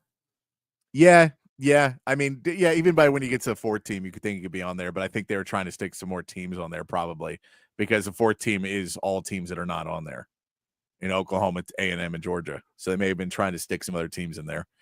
Tight ends, Eli Stowers for Vanderbilt. That's not really a big surprise. He is thought of as a very, very top tight end. Second team is Jack Endries over here at Texas. Third team is Daquan Wright from Ole Miss, and fourth team is Miles Kitselman from Tennessee. Stowers, that's no real big surprise there, but good to see Jack Endries on the second team. Yeah, I think that list is pretty solid. I'll be completely honest. I've never heard of the Tennessee guy. Miles Kitselman? I've never heard of Miles Kitselman, but go out there and surprise me, Miles. I'm sure you can do it. Let's look up Miles Kitselman. I like the name. It's a really tough football name, Miles Kitselman. Like, I mean, Daquan Wright from Ole Miss was awesome last year, and now he's going to have Austin Simmons as his quarterback. I think he's going to have a huge year. Jack Endries, we all know what everybody's saying about him, and Eli Stowers might be the best tight end in college football. So those are all solid picks. So Miles Kitselman played 2 years for Alabama and then last year for Tennessee. And he had 13 receptions. He played in 13 games. He had 22 receptions for 301 yards and 4 touchdowns last season. That's it. Doesn't sound like a all SEC tight end to me, Patrick. Just saying, maybe he'll be better. Maybe this will be better. But yeah, maybe, especially now that their starting quarterback is gone and they got a guy in the transfer portal that's not as good. I mean, they maybe need to rely on him. Maybe he's the outlets. Maybe he's the guy that you got to get the ball to because he doesn't have anybody downfield. He's the check down guy. I have a question before we keep going. Yeah, go ahead. Is Phil Steele actually the one making all these picks, or is it just his staff? I mean, I would assume it's his staff. I mean, it doesn't say. So I'm assuming it's maybe him and his staff, but maybe it's just Phil Steele sitting in a room, just doing whatever he wants. Yeah, cranking this stuff out. I thought he was a lot older than he is, but I don't know. Anyway, continue. The center position, we get Parker Brailsford from Alabama on this first team, Jake Slaughter from Florida on the second team, Connor Liu from Auburn on the third team, and Connor Tollison from Missouri on the fourth team. Some Connors in there. A lot of Connors. Texas should probably start Connor Robertson, I would guess, if that's going to continue to be the trend. Yeah, there you go. I mean, I would probably put the Florida kid first, but yeah, I've heard really good things about him. you're kind of splitting hairs, I guess. I mean, he was a top 10 player in the SEC according to PFF, or I think he was a top 10 player in college football. Parker Brailsford came with Kalen DeBoer from Washington as well, so he's been with Kalen DeBoer for a while. But Jake Slaughter, he's been ranked really high on a lot of lists, so that would not surprise me. Then we just go to offensive line outside of that, and there is 4 players on each team from the offensive line. Fernando Carmona from Arkansas, Caden Green from Missouri, Caden Proctor from Alabama. Caden, good name, spelled differently, but Caden, a good offensive line name too. Connors and Cadens. Trey Zune from Texas A&M is on that first team. We also get on the second team, Jaden Roberts from Alabama, Chase Bisontes and Austin Barber from Florida, and Xavier Chaplin from Auburn. Third team, Armaj Reed Adams from Texas A&M, Joshua Braun from Kentucky, Corey Robinson from Arkansas, and Alex Wolschlager from Kentucky. That's a hell of a name right there.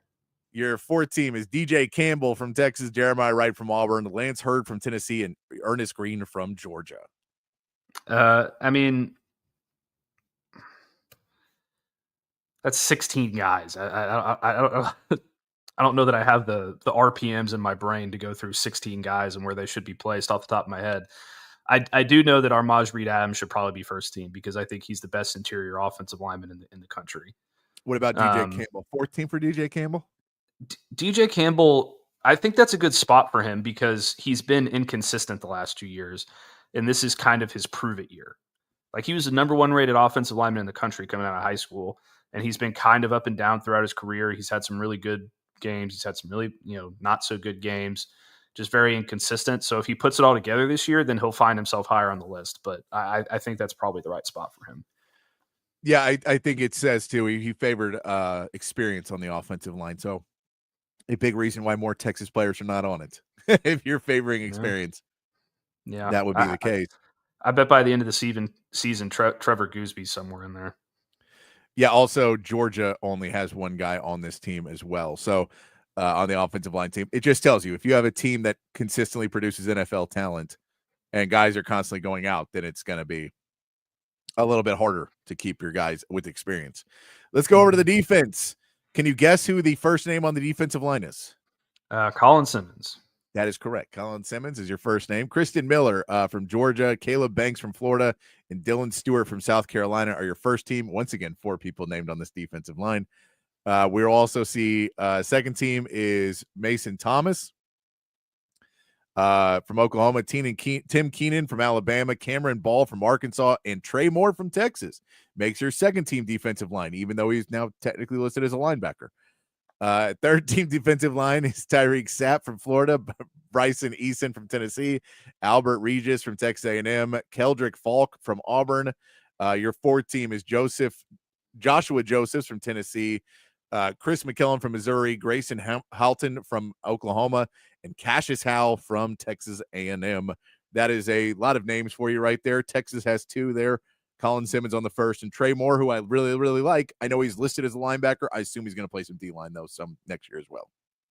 Yeah, I mean, he's gonna be playing a bunch of different positions. I think he'll play, he'll play at off-ball linebacker some. He'll rush the passer a bunch. So I guess if you kind of consider him a hybrid player, then he deserves to be in there. I am kind of surprised that Ethan Burke's not on this list. Yeah. But I mean, I get that you've got, a finite amount of spots for 14 teams. So yeah, it is what it is. All right. Can you guess me who the first player listed on the linebackers is? I would assume it's Anthony Hill, and I would assume that the next one is Torian York. Torian York, no. Torian York is third team. Torian York is third team. First team, Anthony Hill, Deontay Lawson from Alabama, Whit Weeks from LSU, and CJ Allen from Georgia is your first team. Your second team is Suntarine Perkins from Ole Miss, Kip Lewis from Oklahoma, Brian Longwell from Vanderbilt, and Harold Perkins from LSU. You get Torian York here as your third team linebacker with Arian Carter from Tennessee, Tristan Newsome from Missouri, and Josiah Trotter from Missouri. And fourth team, Xavier Sorry from Arkansas, Alex Afari from Kentucky, Raylan Wilson from Georgia, and TJ Daughtery from Ole Miss. I like the name. Is it Sorry? I think it's like sorry, but then I sound like I'm a Canadian. Xavier, sorry. Speaking of Canadians, did you see the video of that Canadian golfer getting the absolute crap kicked out of him by the former NHL player? Oh, it was somewhat like there was a point where you're like, okay, guys, lay down. Like that was an ultimate stay down video. Yes, I can find it. But yeah, that was an ultimate stay down because he just beats the crowd like 4 straight times and then throws him. And the guy keeps getting back up and his buddy's like, dude, I can't hold him back. The guy just beat the crap out of you. I'm trying to push you back. I know you're trying to seem tough and you keep getting back up. He will kill you. Stop it. Yeah. I have a huge problem with the linebacker list in general. Yeah. I think your 4 first-team linebackers should be Anthony Hill, Torian York, Suntrine Perkins, and Whit Weeks. And that's no disrespect to the other guys that are ranked above them, but I think those are the 4 best linebackers in the SEC. The rest I don't really care about, but Torian York third team is laughable to me. I mean, I'm not trying to sound like an Aggie fanboy here one bit, but if you just watch that guy play football, you realize he's a first-team All-SEC player. So, whatever. Yeah, I will say at the end of this year, I think Leon will be somebody that should be on this list by the end of this year. Mm-hmm. People will know that name a lot better. He's been somewhat overshadowed by Anthony Hill, but he was the guy. They were like, it's stupid that we don't have him out on the field with Anthony Hill. It's their 2 best players. He plays a part of a really good linebacking core. So I think Leon Galafau is definitely going to be a name that at the end of the season, if you put out 4 teams, Leon Galafau's on one of them. I can tell you that by the end of the season. Yeah, I would agree for sure. Let's go down one more. I was trying to pull the NFL fight real quick I was doing other stuff. We'll go down to the cornerback. Let's get to our cornerbacks. We're only listing 2 for cornerbacks here. Only 2 for cornerbacks. Dalen Everett from Georgia and Will Lee from Texas A&M are your first team. Your second team is Jalen Kilgore from South Carolina, Jermod McCoy from Tennessee, Damani Jackson from Alabama, Malik Muhammad from Texas, Kalen Lee from Auburn, and Eli Bowen from Oklahoma. So Manny Muhammad makes the list as third team. And maybe that's where he is right now. I'm just higher on him because he is such an island that they don't throw the ball at. And that's why I'm just so high on him. But I get that's also because I watch every Texas game and I don't necessarily watch every single other SEC game. Yeah, I think this list is probably fine. I would probably have Manny Muhammad a little higher, but it's really hard to knock the guys on first team off, and it's really hard to knock the guys on second team off. So you could argue it, but I think it's fine. All right, we're getting down to the end, and I want to ask you once again, Matt, can you guess Michael Taft? Michael Taft is your first safety listed. KJ Bolden is your second over at Georgia. Second team is Isaac Smith from Mississippi State and Jaylen Catalon. Remember good old Jaylen Catalon? Is he still playing? How is he still have eligibility? I have no idea. He is over at Missouri. We know he transferred, but I really would have thought he was done by now. I thought he had one, but he found one more year. That guy's been playing football for 10 years. I gotta look up Jaylen Catalon. I saw that name popped out of me. Like, wait a minute. It's like from 6 years ago. Dalen Carwell from Missouri and AJ Halsey from LSU. Our third team and fourth team is Randon Fontenette from Vanderbilt. Name like Fontenette, I feel like he should be playing at LSU. Feels like more of an LSU name.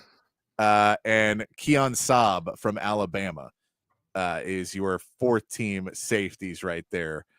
I really didn't think Jaylen Catalon was still playing. You got me, man.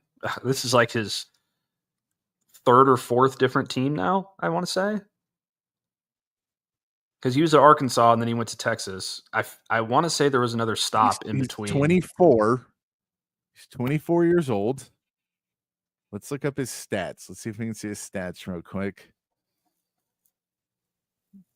Jaylen Catalon, 2019 was Arkansas. 2020 was at Arkansas. 2021 was at Arkansas. 2022 was at Arkansas. 2023 was at Texas. 2024 was at UNLV. And now he's at Missouri. Missouri. That's crazy. How is a guy in he had 2 freshman seasons. He played, by the way, he played games in all of those years. Now, he was hurt. So the first year was a red shirt. He only played in 4 games, so you can red shirt with 4 games. So first year, so 2 freshman years. he gets a COVID year.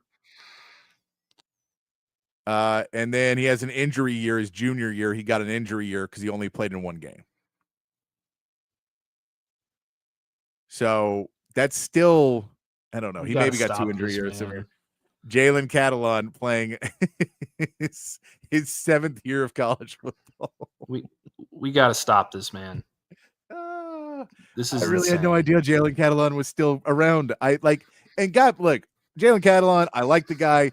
I thought he was an amazing run stopper at Texas. He just never quite figured out in secondary, and injuries were still a problem for him at Texas as well. That he was never fully, he just felt like he was never really healthy. But I liked him. He was a hard hitter. He was one of those dudes, definitely an SEC dude to see him back at SEC. But yeah, that's last season. He played in 14 games, 61 tackles, 5 tackles for loss, 2 sacks, 5 interceptions. He had a touchdown off an interception, and they said 4 pass deflections too, as well, and a forced fumble. So decent year for him last year. Yeah, in a Group of 5 school, he did really well in the secondary. The guy couldn't stay on the field at Texas, not only because of injury, but because he couldn't cover anybody. I know he couldn't cover anybody. So, how are you going to go from that to going back to the SEC where you still won't be able to cover anybody? Hey, second team, man. Second team, all SEC. That's crazy. That's crazy. No disrespect to Jaylen Catalon, but the tape is out there. The tape is out there. But he Group of 5 guy. He's really good. He was pretty good last year. And we'll just throw out these specialists as well. A whole bunch of specialists. I'll see if Texas is on there anywhere. I'll give you the first team, and then we'll see if Texas is anywhere else on this because I don't want to read all of these off. Lucas Carnerio from Ole Miss is your kicker. Is that how to pronounce his name? I have no idea. I think he's new. Ole Miss kicker. I think he's new. You gotta learn how to pronounce that. Brett Thorson is your punter out of Georgia. Your kick returner is Brarian Brown from LSU. Your punt returner is Cam Shanks from Arkansas. And your long snapper is Rocco Underwood from Florida. Let's see if we get any Texas anywhere on here. Probably after last year, I would assume not. That would not be surprising if they do not get on this list at all. I do not see Texas on this list. So nobody listed for special teams. Does not surprise me for kicker or punter because there was just you couldn't have anybody on it for there. They got new guys in. Hopefully they will both be really good though. The guys they have brought in, and as far as kick and punt return, it wasn't exceptional last year. Maybe it'll be better this season as hopefully Jeff Banks takes that next level of what he was doing. Yeah, I'm wondering who the returners are going to be. Yeah. You have a wealth at wide receiver of young guys at wide receiver that you could try and stick back there and see. I know they like to have a little bit more experience back there at times because maybe that guy won't turn the ball over. Maybe he'll make better decisions. But, you could see Parker Livingstone or Cleek Lockett or Jamie French probably do it and do it well. Here's my guess. Yeah. My guess is that if it's like a possession punt return, and what I mean by that is, they're kind of backed up and they're probably going to try and call a fair catch within the 10, 15 yard line, something like that. They're not going to really go for a return, kind of a safe return or whatever. Yeah. I bet they stick DeAndre Moore back there. Yeah, it would not surprise me at all. In other situations, my guess would probably be like Aaron Butler. I think that's a way that he could get on the field this year. Yeah. What about James Simon? Yeah, that's another there's a bunch of different guys that can do it. I think Aaron Butler is just he's a receiver, He's fast, he's quick. Yeah. I wish I'd gotten an opportunity to watch more practice during spring football, but I didn't get an opportunity to do it. So I'm not sure who they're sticking back there right now. No, and I'm sure it'll change as they get further into it, and they're going to try a bunch of guys back there. But yeah, James Simon wouldn't surprise me either as a kickoff guy, maybe not a punt guy, but a kickoff guy. Because that's one where you're trying to get through some guys pretty quickly there at the beginning, and so maybe avoid a couple tackles. But he's out of your young running backs, he's probably got the best speed.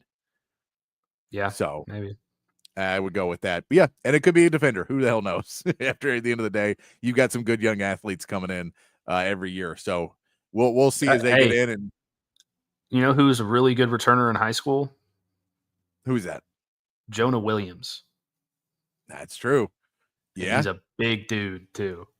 That's an interesting one, because that is also a way to keep a guy who is a 5-star who you want to keep interested and involved.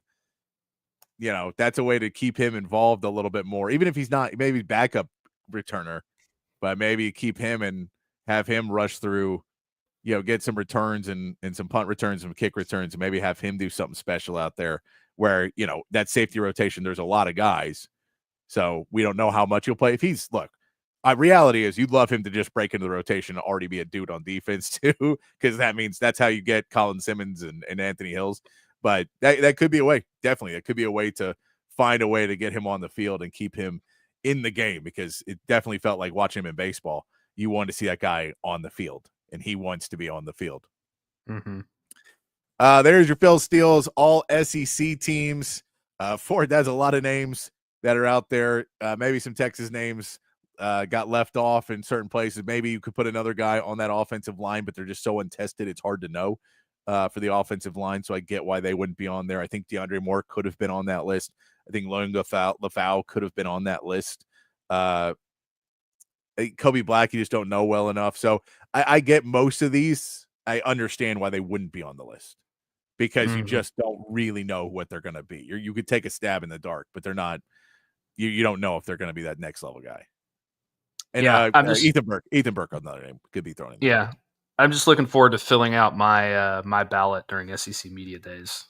There you go. It's all just Texas. All just, you remember we're not no Aggies. You got to just no. I just Homer I just know that my list is going to be better than Phil Steele's. All right, there you go. I like the optimism. I like the confidence. I'll say, not optimism, confidence. I like. We're gonna take our break. We'll hit our break here. We'll come back, get into some NFL talk as well. I saw a list for the NFL worst coaching hires since 2000, and I want to see if Matt likes any of if Matt agrees with these, and if Matt has any names that do not fit in. There's like 25 of them, so they should be. You should be good. We should hit most of the really bad ones, but we want to see what we get on that list of the worst coaching hires since 2000 in the NFL. We may get into some other good topics there in the NFL as we continue on. And I've got the video of the NHL fight, so we'll hit that at some point. We've got some other meatheads to get to for today and tomorrow. So we'll try and get to all of that here on Open Gym, here on Texas Sports Unfiltered. Hi, I'm Hayden Covert. Welcome to Covert Buick GMC of Bee Cave, your home in the Hill Country for new and pre-owned Buick and GMC vehicles. With beautiful inventory arriving daily, including the GMC Yukon, Sierra 1500, and Buick Enclave, you'll be certain to find the perfect vehicle at an incredible deal. Our service department is also open for all your vehicle maintenance needs. Visit us today for a test drive. Covert, born and raised in Austin. We are professional grade. Altstadt Beer, the best beer that you can find all throughout the great state of Texas. Y'all know I've been a fan of Altstadt for years now, and if you try it, I think you will be too. If you've already tried it, you know exactly what I am talking about. Altstadt is brewed locally in Fredericksburg, but available all over the state of Texas. So if you're tuned in Austin, San Antonio, Dallas, Houston, it does not matter. You can find Altstadt at a local grocery store or liquor store. They've got a bunch of different brews, something for every beer drinker out there. The lager, the Kolsch, those are their two flagship beers, both award winners. They are fantastic. The Altstadt Light sacrifices on calories but does not sacrifice on the taste. They've got great pills, tons of great seasonals as well. I'm telling you, one sip and you won't go back to the other beers you've been drinking in the past. It is the official beer of BK. It should be the official beer of you as well. It's Altstadt Beer. No impurities, no regrets. Hey y'all, I'm Camille McKay. And I'm Tom McKay, owner of Audiovisual Consultations. The old man and I are here to give you your summer weather forecast. It's hot. That's right, kid. Which means it's time for pool parties, grilling burgers, and taking a beach vacation, right? Well, I don't know about a vacation, but audiovisual brings more heat than any tropical destination. It was worth a shot. I'll settle for some outdoor speakers. You know, audiovisual can do a lot more than that. We provide outdoor video screens, audio systems, landscape lighting, even solar shades for your patio to keep the Texas heat at bay. Well, I'm sold. Let's wrap this up. I'm ready to lounge on a floaty and listen to some smooth jazz. Well, that sounds wonderful, but some smooth reggae is the way to go this summer. Good thing we can listen to both with the Sonos sound system. I call dibs on the floaty, though. Peace out. Kid, wait a second. Give us a call at 512-255-8678 or visit us at avconsultations.com. That's 512-255-8678. Hi, I'm Hayden Covert. Welcome to Covert Buick GMC. Back here on Open Gym on Texas Sports Unfiltered as we roll into hour 2 here on the show. Talk some college football. Phil Steele's all SEC preseason rankings. They weren't terrible. There was just a few things on there that maybe we're off a little bit. Maybe we got to fix up.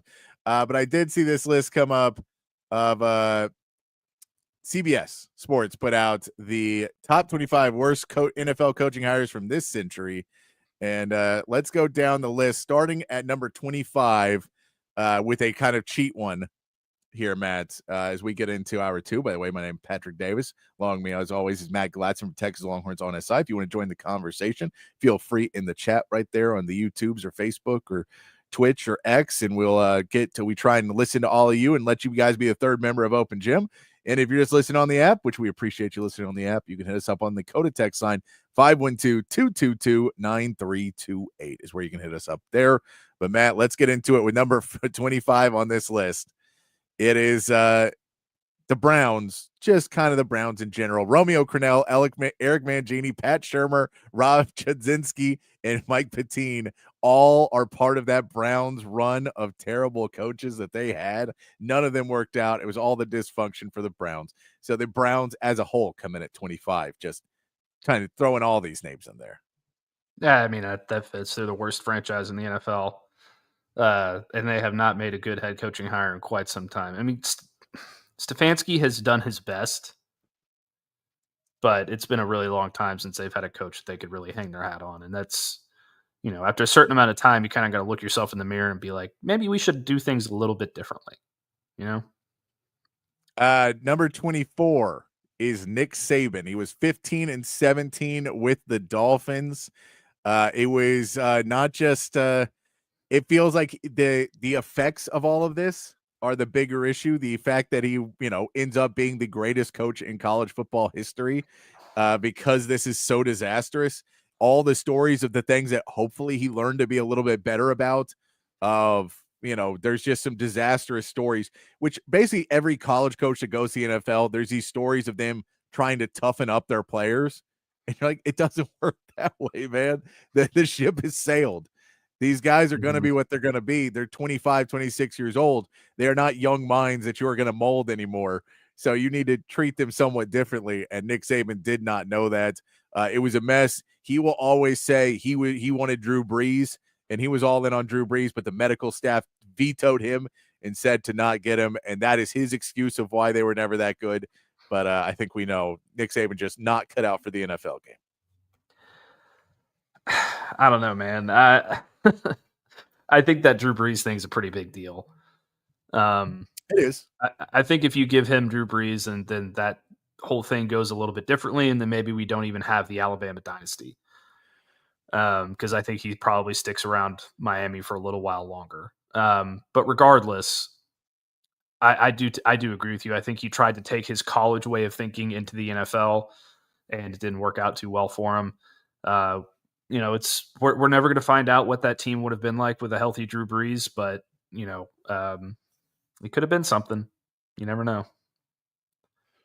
The story of him that reportedly he stepped over a player having a seizure to walk to his office instead of doing anything is one of those where you're like, okay, but hold on.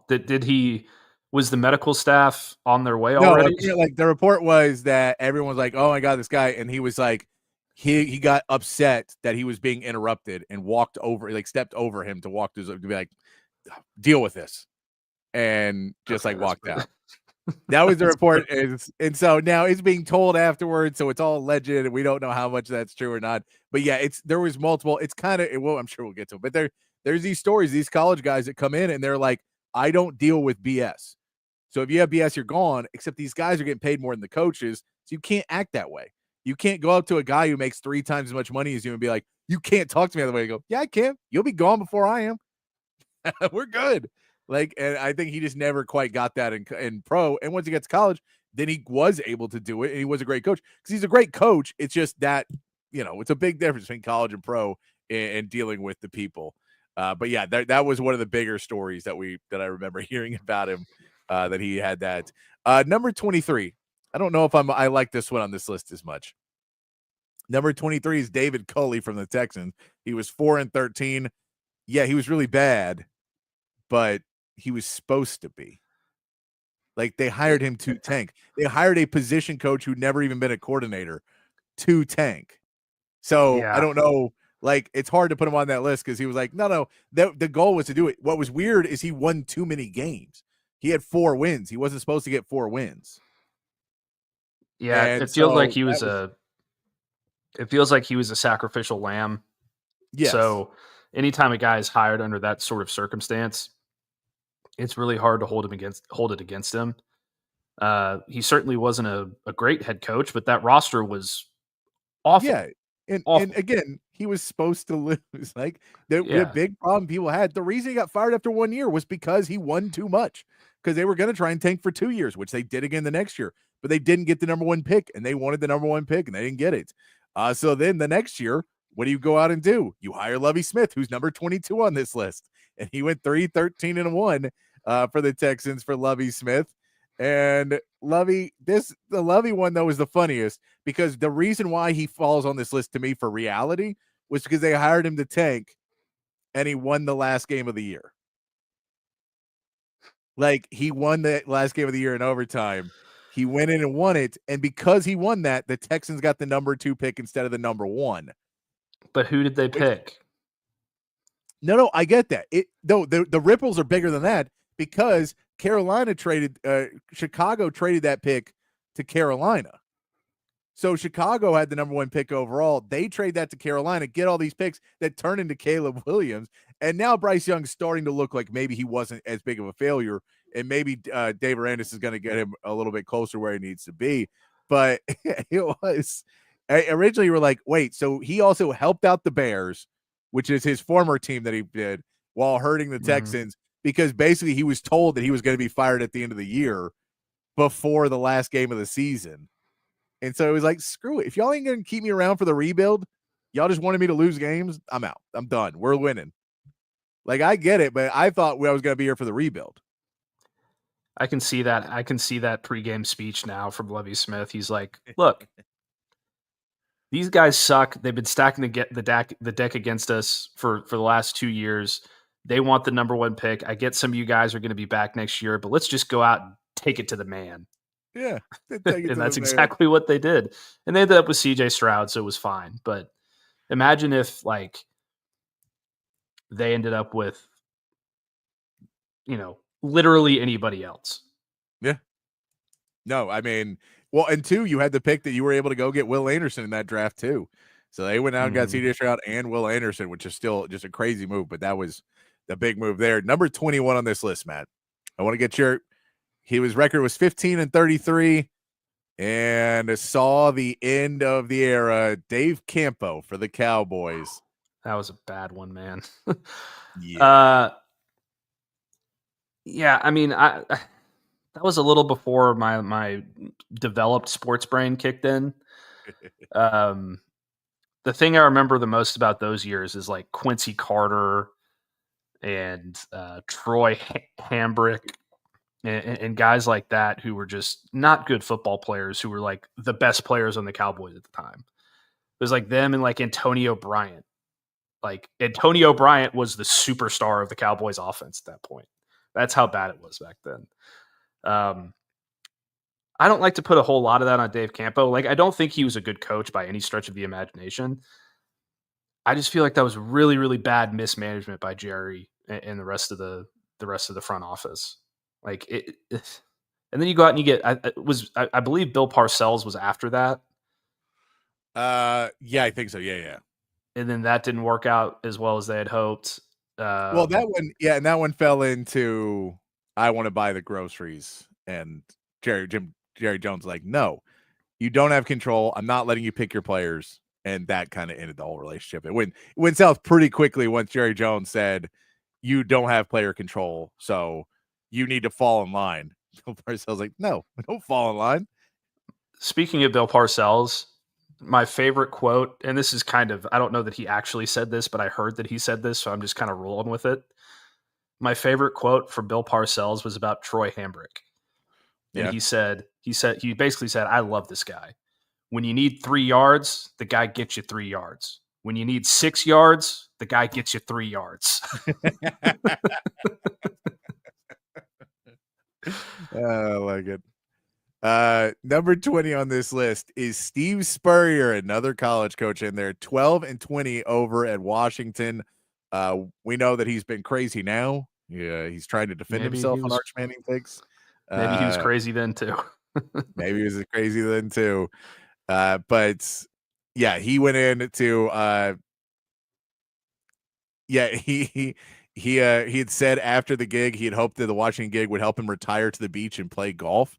But yeah, this one felt like he never really wanted to be there. Dan Snyder was also just a god-awful owner. So it ends up that Steve Spurrier does not have the run he wants in Washington.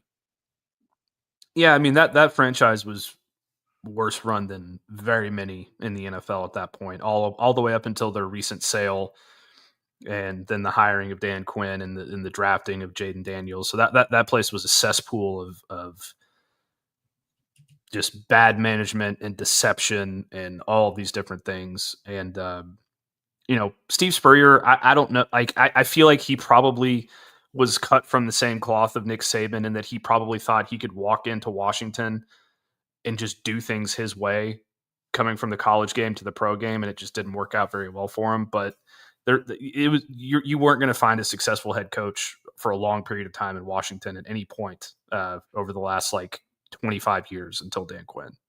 No, and that goes with number 19, which is Jim Zorn, who was 11-20 as the head coach of the Commanders in Washington. He had the run where basically he was a quarterbacks coach, and then his entire history up until that point was an offensive assistant and quarterbacks coach at Boise State. At Utah State, he was an offensive coordinator. At Minnesota, he was a quarterbacks coach. At Seattle, he was an offensive assistant. Detroit, he was a quarterbacks coach. Seattle, he was a quarterbacks coach. And then he was hired as an offensive coordinator. Joe Gibbs retires that second time, and they just go, okay, well, we brought you in as offensive coordinator. You're the new head coach. And he had just been a quarterbacks coach up to this point. He gets way over his head. They start out pretty good. It doesn't go well after that. This is in 08-09 when he is the coach there, and it just goes downhill. And apparently he runs the swinging gate trick play where the entire offensive line, if you remember that, moves out of the way. And so they snap the ball to the punter, and he's supposed to make a pass, but it's supposed to confuse the defense, and they just run right at him. It does not always work the way you want it to be. Jim Zorn trying to be smart, but just way in over his head. Yeah, that was that's the kind of thing that works in high school and not in the NFL. Was his quarterback RG3 or was that before RG3? I feel like that was before RG3. That was before RG3. Yeah. So I can't even think of who his quarterback was back then. No, I can't either. Let's go down to number 18. It's Greg Schiano with the Buccaneers. He had a great run at Rutgers from 2001 to 2011, and in 2012, he takes on the Tampa Bay Buccaneers, and what a shocker. College football and pro football is different. He tried to be hard-nosed. He tried to be the tough guy, and it just does not work, and especially bad teams. Like, if there's already problems in the locker room, do not hire a college coach to fix them. He will not fix them. And a lot of these teams are like, we have too many prima donnas in the locker room. Like, so you're going to get a guy to go yell at them? That's that's not going to work. Or get rid of the players if that's really the problem, or hire a player coach to maybe talk to them. But a guy to come in and be like, things are going to change. I'm like, no, they're not. I have a guaranteed $90 million still coming my way. And you have the money you're making right now. And like you have a guaranteed $8 million. Who's going to win this argument? And so Greg Schiano did not do that. He went off and then went to be an assistant over at Ohio State after a couple of years. He went 11-21 with the Buccaneers. Jason Campbell was the quarterback of the Washington Redskins at that point. The memorable Jason Campbell. Yeah, I mean, Greg Schiano, this is what, like, I don't have too much to say about Greg Schiano, but I will say this. This is what concerns me about Brian Schottenheimer in Dallas, is that he's going in there and he's like, I'm changing the culture and I'm changing the way that we do things. And that, everybody's buying. Like, I don't buy that everybody's buying into that. I never do. No. Like, if you're a proven NFL coach that has changed the culture of other NFL franchises, then absolutely I'll buy it. But a guy coming from, like, first of all, hiring from Rutgers to the NFL is a wild leap. That is a wild leap. Like, maybe Greg Schiano should have spent 4 or 5 years at like Nebraska or, a power school before. I mean, that is crazy. Yeah, no, I'm with you. I agree with you 100% on that one. It is, it was a way too big of a jump for a guy to then come in and again deal with guys that are much older and don't want to hear it. Plus, you got guys in that roster. You have offensive linemen that are like 35 years old.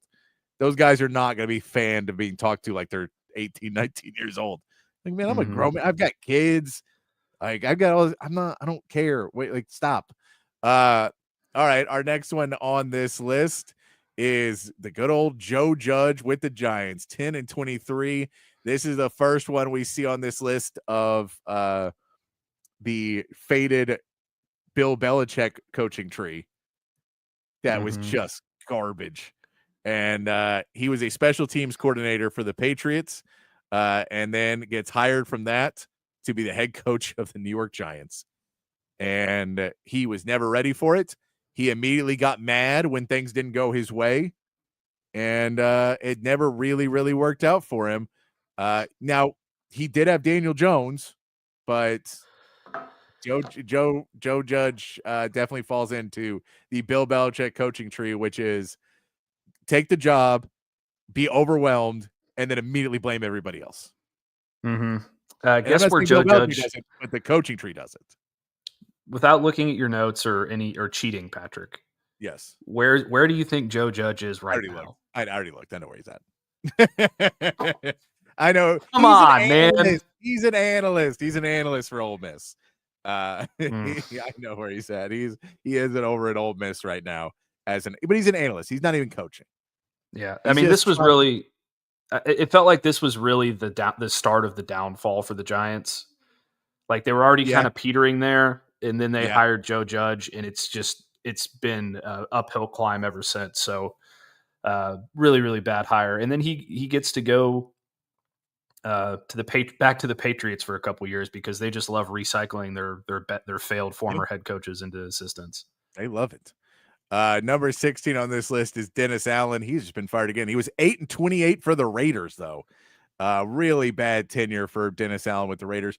Dennis Allen is one of those guys who is a great defensive coordinator, does a lot of things well, and I think he's liked on the defensive end, but as a head coach, he has just never been able to hack it.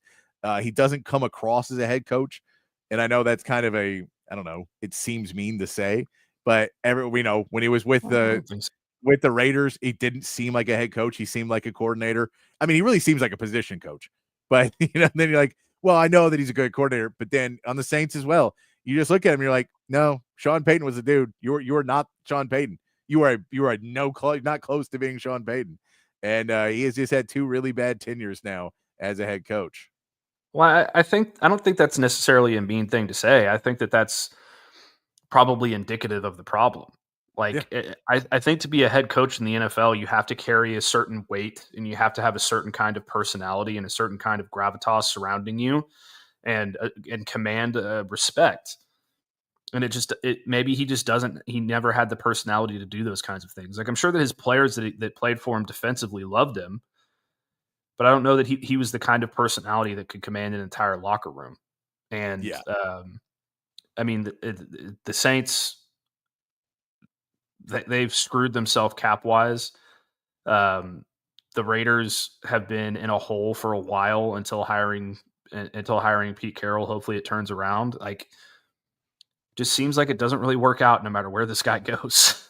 So, that's like the hires like this one that you don't work out at multiple places. Like, I feel that the front offices need to start taking the brunt of the criticism here for hiring guys like this in the first place.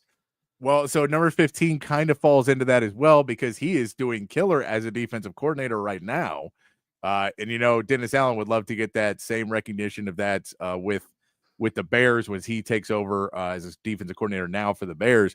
Steve Spagnuolo for the Rams, when he was with the St. Louis Rams back in the day, 10-38 record with the St. Louis Rams. Just never got it going. This is back in the Sam Bradford era of the Rams. The Sam Bradford era that created the rookie salary wage, the salary structure, because of Sam Bradford made so much money and was so bad. And so you end up getting the rookie wage scale that is now out there in the NFL. Steve Spagnuolo, though, at 15, he's a great defensive mind, but again, not a head coach. Yeah. I don't know, man. Some guys are just built to be coordinators, and it seems like he was one of the. I mean, again, his franchise did not do him any favors by putting so much of their cap commitment into a rookie quarterback who had never done anything. I mean, there are lots of Heisman Trophy winning quarterbacks who haven't done jack squat in the NFL, so that's not a sign that you're going to succeed in the NFL. So that certainly didn't help him out at all. But he's just one of those guys that's just a lifelong coordinator, in my opinion, and that's where he needs to stay. How about another one of those? Gus Bradley comes in on our list at number 14. Gus Bradley, when he was with Jacksonville from 2013 to 2016, Gus Bradley had a 14-48 record. He was part of that Legion of Boom, forming that up in 2009 and 2012 as a defensive coordinator at Seattle. They thought he was going to be something really big. He's gone on to be the defensive coordinator for several other teams. He is now the assistant head coach for the 49ers going into this season. But Gus Bradley, once again, not the guy as a head coach. Yeah. There seems to be a trend with a lot of these guys. Yes. Coordinator, lifelong coordinator. They took a reach, hired you as a head coach, and it doesn't work out. And again, the Jaguars have just been a very poorly run organization for a long time. So, yeah, Shahid Khan is a guy that's like, he means well, but he is not necessarily the best at running a cutthroat NFL franchise. And it feels like he is more believing in a lot of guys. And he wants to give guys full times to prove out what they're doing. And sometimes you go like, dude, you got to cut bait. We have already found that this is not working. And so you're not saying you should not give people a few years to figure it out. But when you're on year 4, this is not working, man. And I think he's starting to get a little bit better with it. But yeah, we just saw it again. He brought in Doug Peterson, which all thought was going to be a good hire in the first year. It looked like he was going that way. And then culture and everything fell apart again. So got to keep figuring that one out. Let's go over to our pick this pick on CBS Sports pick for number 13 of the worst coaching hires in the last 25 years in the NFL. Dennis Erickson. He was 9-23 at San Francisco. This guy has been a head coach at a lot of different places, but this one was a high school guy and then maybe coaching the NFL a little bit, went back to not high school, college guy. And then, went back to college after his time and with the 49ers in 2003 and 2004. It was going to be hard to replace Steve Mariucci. He was kind of he did pretty well there. And then Dennis Erickson comes in and it just was not quite the same. And it was never going to be a great fit. Yeah. I mean, San Francisco is pretty down at that point. Anytime you try and come in and replace a very, very successful head coach and you're kind of unproven, there's going to be a lot of pressure on your shoulders to carry that, carry that torch. And I just don't know that he was ever set up to be successful enough to do that. I'm gonna be honest, Patrick. I kind of hate a lot of the names on this list because I feel like with a lot of them, it's not their fault. No, not all of them are terrible. Some of these guys, I agree. Some of them are bad. Some of them are bad. And I think once we get into the top 10, then it is like, all right, these guys are just really bad coaches. But some of them were like your coordinators and you were a bad hire, but it's not terribly your fault. Maybe you were not in the best situation and not taken care of as well. I mean, look, like I feel like I do pretty well on this show. Some people might disagree. Some people might agree. I don't think that I'm qualified to go take an anchor job at ESPN. Yeah. But if ESPN approached me and said, I'm going to pay you $2 million a year to come be an anchor on this show, of course I'm going to take the job. So I feel like a lot of these coaches are like, I'm getting this opportunity. Holy crap. I might not ever get this opportunity again. I'm absolutely going to take it, even if I'm not ready for it. How about this guy? He was a head coach twice in a row and then was pretty much done with coaching after that. But Adam Gase with the Jets. Adam Gase had been with the Dolphins for a little bit and then heads over to the Jets. He's 9-23 with the Jets. He was 23-25 with the Dolphins. So an okay coach, but nothing special. But again, you went like, maybe that was the Dolphins a little bit more. And then he went to the Jets and it really started to fall apart. Crazy part about Adam Gase, he stopped coaching after this. That was done in 2019. He has not had another coaching job, like analyst or anything. I wonder what he's doing now. I have no idea, but he seemed to have walked away from it at a point and just said, look, if you have to spend 2 years in the Jets organization, I wouldn't be surprised if that would kill your passion for coaching. Number 11, Hugh Jackson. And this one too, I get it. Hugh was not a great coach. Hugh is also supposed to be tanking at a certain point as well. Decent offensive coordinator for the Bengals in 14-15. Then comes in from 2016 to 2018. And they did not give him much. But his record was really bad. He was 3-36-1. So I get why he's on the list, because if you're 3-36-1, like you're either really, really good at tanking or you're not doing very good. And where was he? Who was he with again? The Browns. The Browns. Yeah. I mean, that's just a lose-lose situation there. Not only are you probably not cut out to be a full-time head coach in the NFL, because I mean he seems like another one of those coordinator guys who just got a head coaching job and was expected to tank or whatever. But then you got to go to the Browns, which has just been the graveyard of the NFL for the last 20 years or however long it's been. Like, it's bad, man. I'm not surprised that he struggled there. Another bad hire, but this is not necessarily on him. He was a defensive line coach. He should not have gotten a head coaching job. Rob Marinelli with the Lions comes in at 10, but 0-16, man. 0-16. You deserve to be on the list if you go 0-16. 0-16. You got to be on the list. Number 9, we're staying with the Lions, and we're back to the Bill Belichick coaching tree. It's Matt Patricia, 13-29-1. Matt Patricia, again, someone completely disguised in the Patriots' way of doing things that just completely has been exposed every time since Tom Brady was gone. And when he coached defense for the Patriots, it was all Bill Belichick. Like, Bill Belichick ran that defense.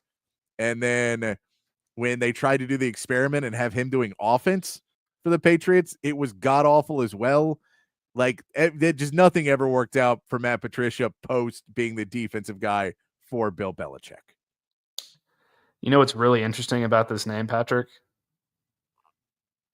Is it our names?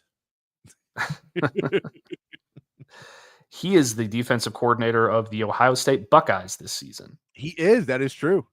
He is headed over, and I'm very curious to see how that ends up, because he is been really bad at a lot of different places. Now, he was because the last place he was at the Eagles when the Eagles had that really bad season. in between being really good and being really good, guess who was there? Matt Patricia. Mm-hmm. He was one of the names that brought in, and he had no clue how to fix anything. Other than that, all of his credits are with the Patriots. When I can tell you, there's one name that has come out of the Patriots who's not just complete dog shit, and he wasn't great. That should tell you something.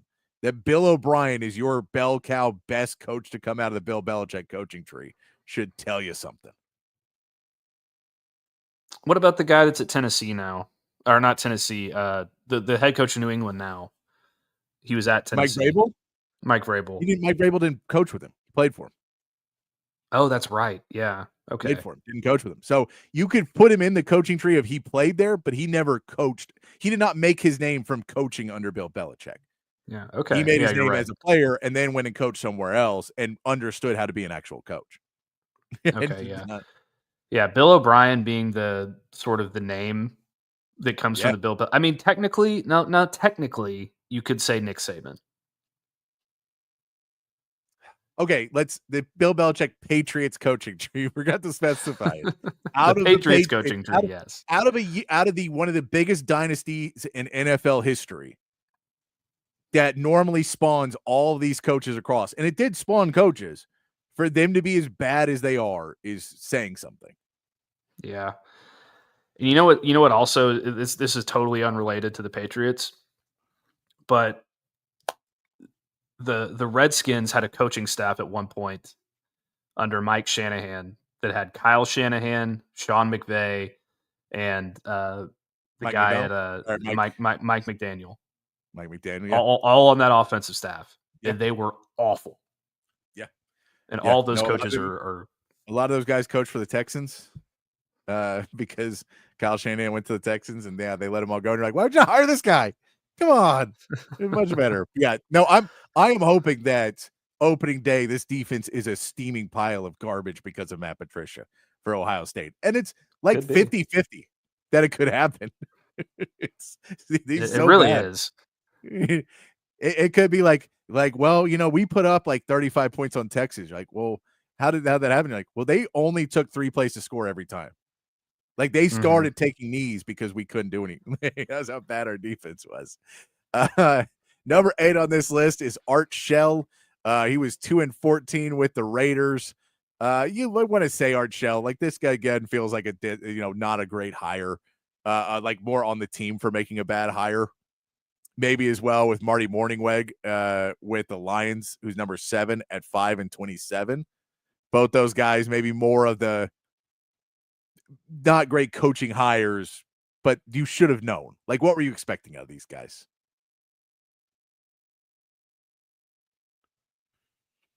And then we get to you're muted, man. Am I back? Okay. Yeah, it's hard to expect anything out of a guy like that. I don't know how you expect a guy to succeed in that kind of situation, but whatever. Move on. Then we get to one of my favorites. Now we're really getting into real winners of coaches that I just remember being. Number 6 is Jim Tom Sula with the 49ers. He was 5-11. The Jim Tom Sula hiring, he just, again, was wildly unqualified to be the coach in almost every way.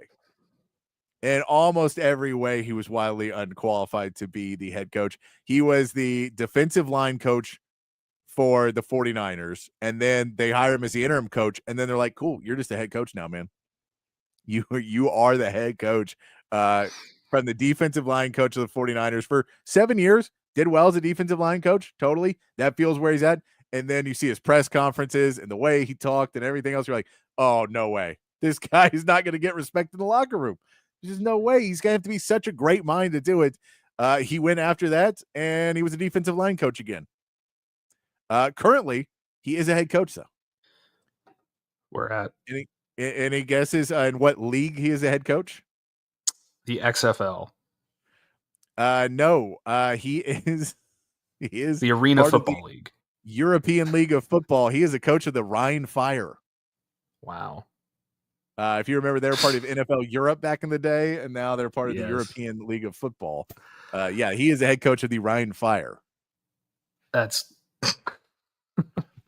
Okay, so my first opinion of Jim Tomsula, yes, when he got hired, was that this guy should not be a head coach.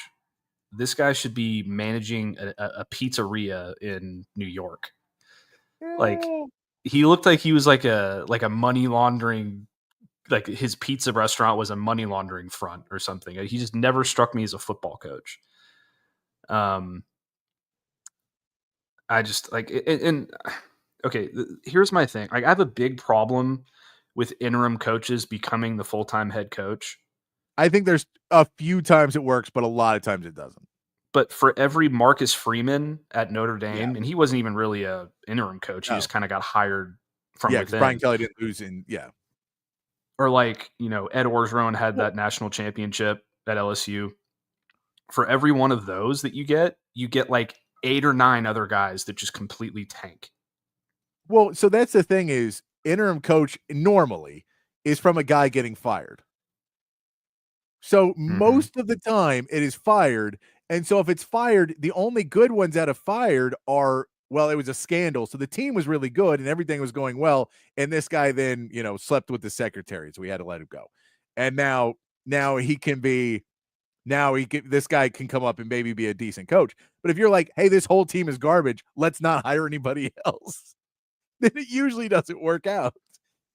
Usually that's not the problem. In the NBA, it's been a little different because the teams aren't bad. Like David Adelman gets hired as a coach of the Nuggets. They were a 4 seed in the West when they fired Mike Malone.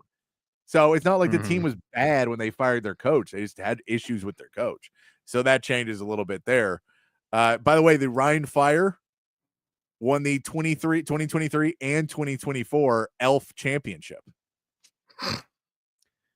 European League of Football is ELF, by the way. So throwing that. I really hope they don't go by that acronym.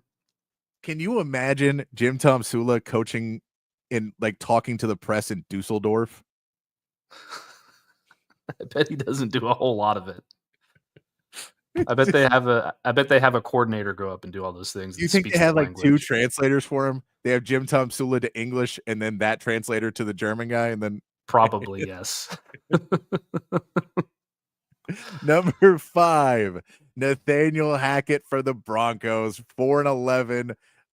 This is part of the trying to lure Aaron Rodgers to Denver, and so they get his guy Nathaniel Hackett to come in, and this is like everyone who coached with Tom Brady. It was clearly Aaron Rodgers' show in Green Bay. He was doing a lot of the work, and Hackett was kind of just his guy to help do the paperwork. And with no Aaron Rodgers, things fell apart really, really fast in Denver. Yeah, I mean, hiring a coach to try to lure a free agent has got to be one of the most historically dumb ideas in the NFL. That. I don't understand how you can rationalize that to your board of trustees or your owner or No, and to try and sell it when you come out afterwards, because you had to sell it of Nathaniel Hackett is the mind that made Aaron Rodgers, and you had to sell all this stuff. And then when he's such a colossal failure, you have to go back and go, no, well, actually what had happened is that so really, there's no excuse because you had to sell it at some point and you had to pretend like it meant something. Number 4 on this list. I'm upset he's only on this list once. He should be on this list twice. Can I guess? He probably should be higher. I think you know who it is when I say he should be on the list twice. And I don't know how many of these guys should be on this list twice, but he should definitely be on the list twice. You want to guess? Josh McDaniels. Josh McDaniels. They have him for the Broncos at 11-17 because he did kill that franchise for a lot of years afterwards. But he also really killed the Raiders. So he has killed 2 franchises. I don't know how the Raiders gave him a second chance. Maybe that's why he's not on there, because they were like, you know what, Raiders, this is on you. You hired this cancer. You deserve what you get. I don't know, but Josh McDaniels feels like he could be higher on this list for sure. I could put him up higher on this list. Yeah, and I remember there was rumors going around that the Cowboys were interested in Josh McDaniels at one point. I remember that too. And I was like, dude. And I was about to bang my head against a brick wall when I heard that. Do you not see the receipts? Check the receipts. This is what was wrong with the Texans when I left my Texans fandom, was when they were interviewing Josh McCown, who had zero coaching experience of any form, had never coached ever anywhere, and they were interviewing for the head coach position, right? And they were interviewing him because he went to church with the owners. That's how you hire coaches for NFL teams, for billion-dollar organizations. So they were interviewing him, and this is like when you're a Texas and you had to look at it and go, no, not Josh McDaniels. Oh, it's Josh McCown. Wait, who? Wait, what? The quarterback? No, why do you? Neither of them. Neither. Stay away from both of them. What is happening? Yeah, no Joshes. Don't talk to any more Joshes. Was that when what was the guy's name that was making all the personnel decisions, or not the personnel? What was his name? The church guy.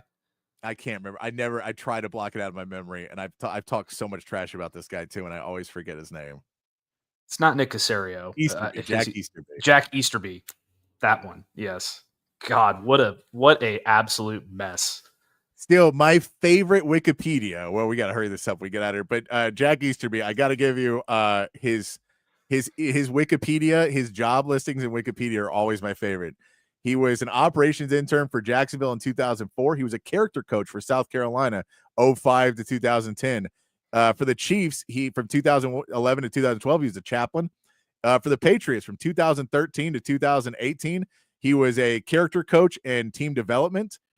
And then for the Texans in 2019-2020, he was the executive vice president of team development. And then 2020 to 2022, the executive vice president of football operations. That is a step up. That dude had to sign in at every other job he went to. He didn't get probably had to wear like a little badge. Yeah, he didn't. No, he had to sign in with he did not have a key card at those other jobs. And then he's running the team. What a horrible, horrible hire. It still makes me mad that the Texans did that. Let's hit these last couple. Number 3 is Cam Cameron. He goes 1-15. Cam Cameron was really bad. Now the big part for Cam Cameron is the other guy they were looking at, the Dolphins, was Mike Tomlin. So maybe it's worse because you were like, oh, we almost got one of the better coaches of the last 25 years. That's like being super hungover, laying in your bed. You're like, God, I got to do something to fix this mess.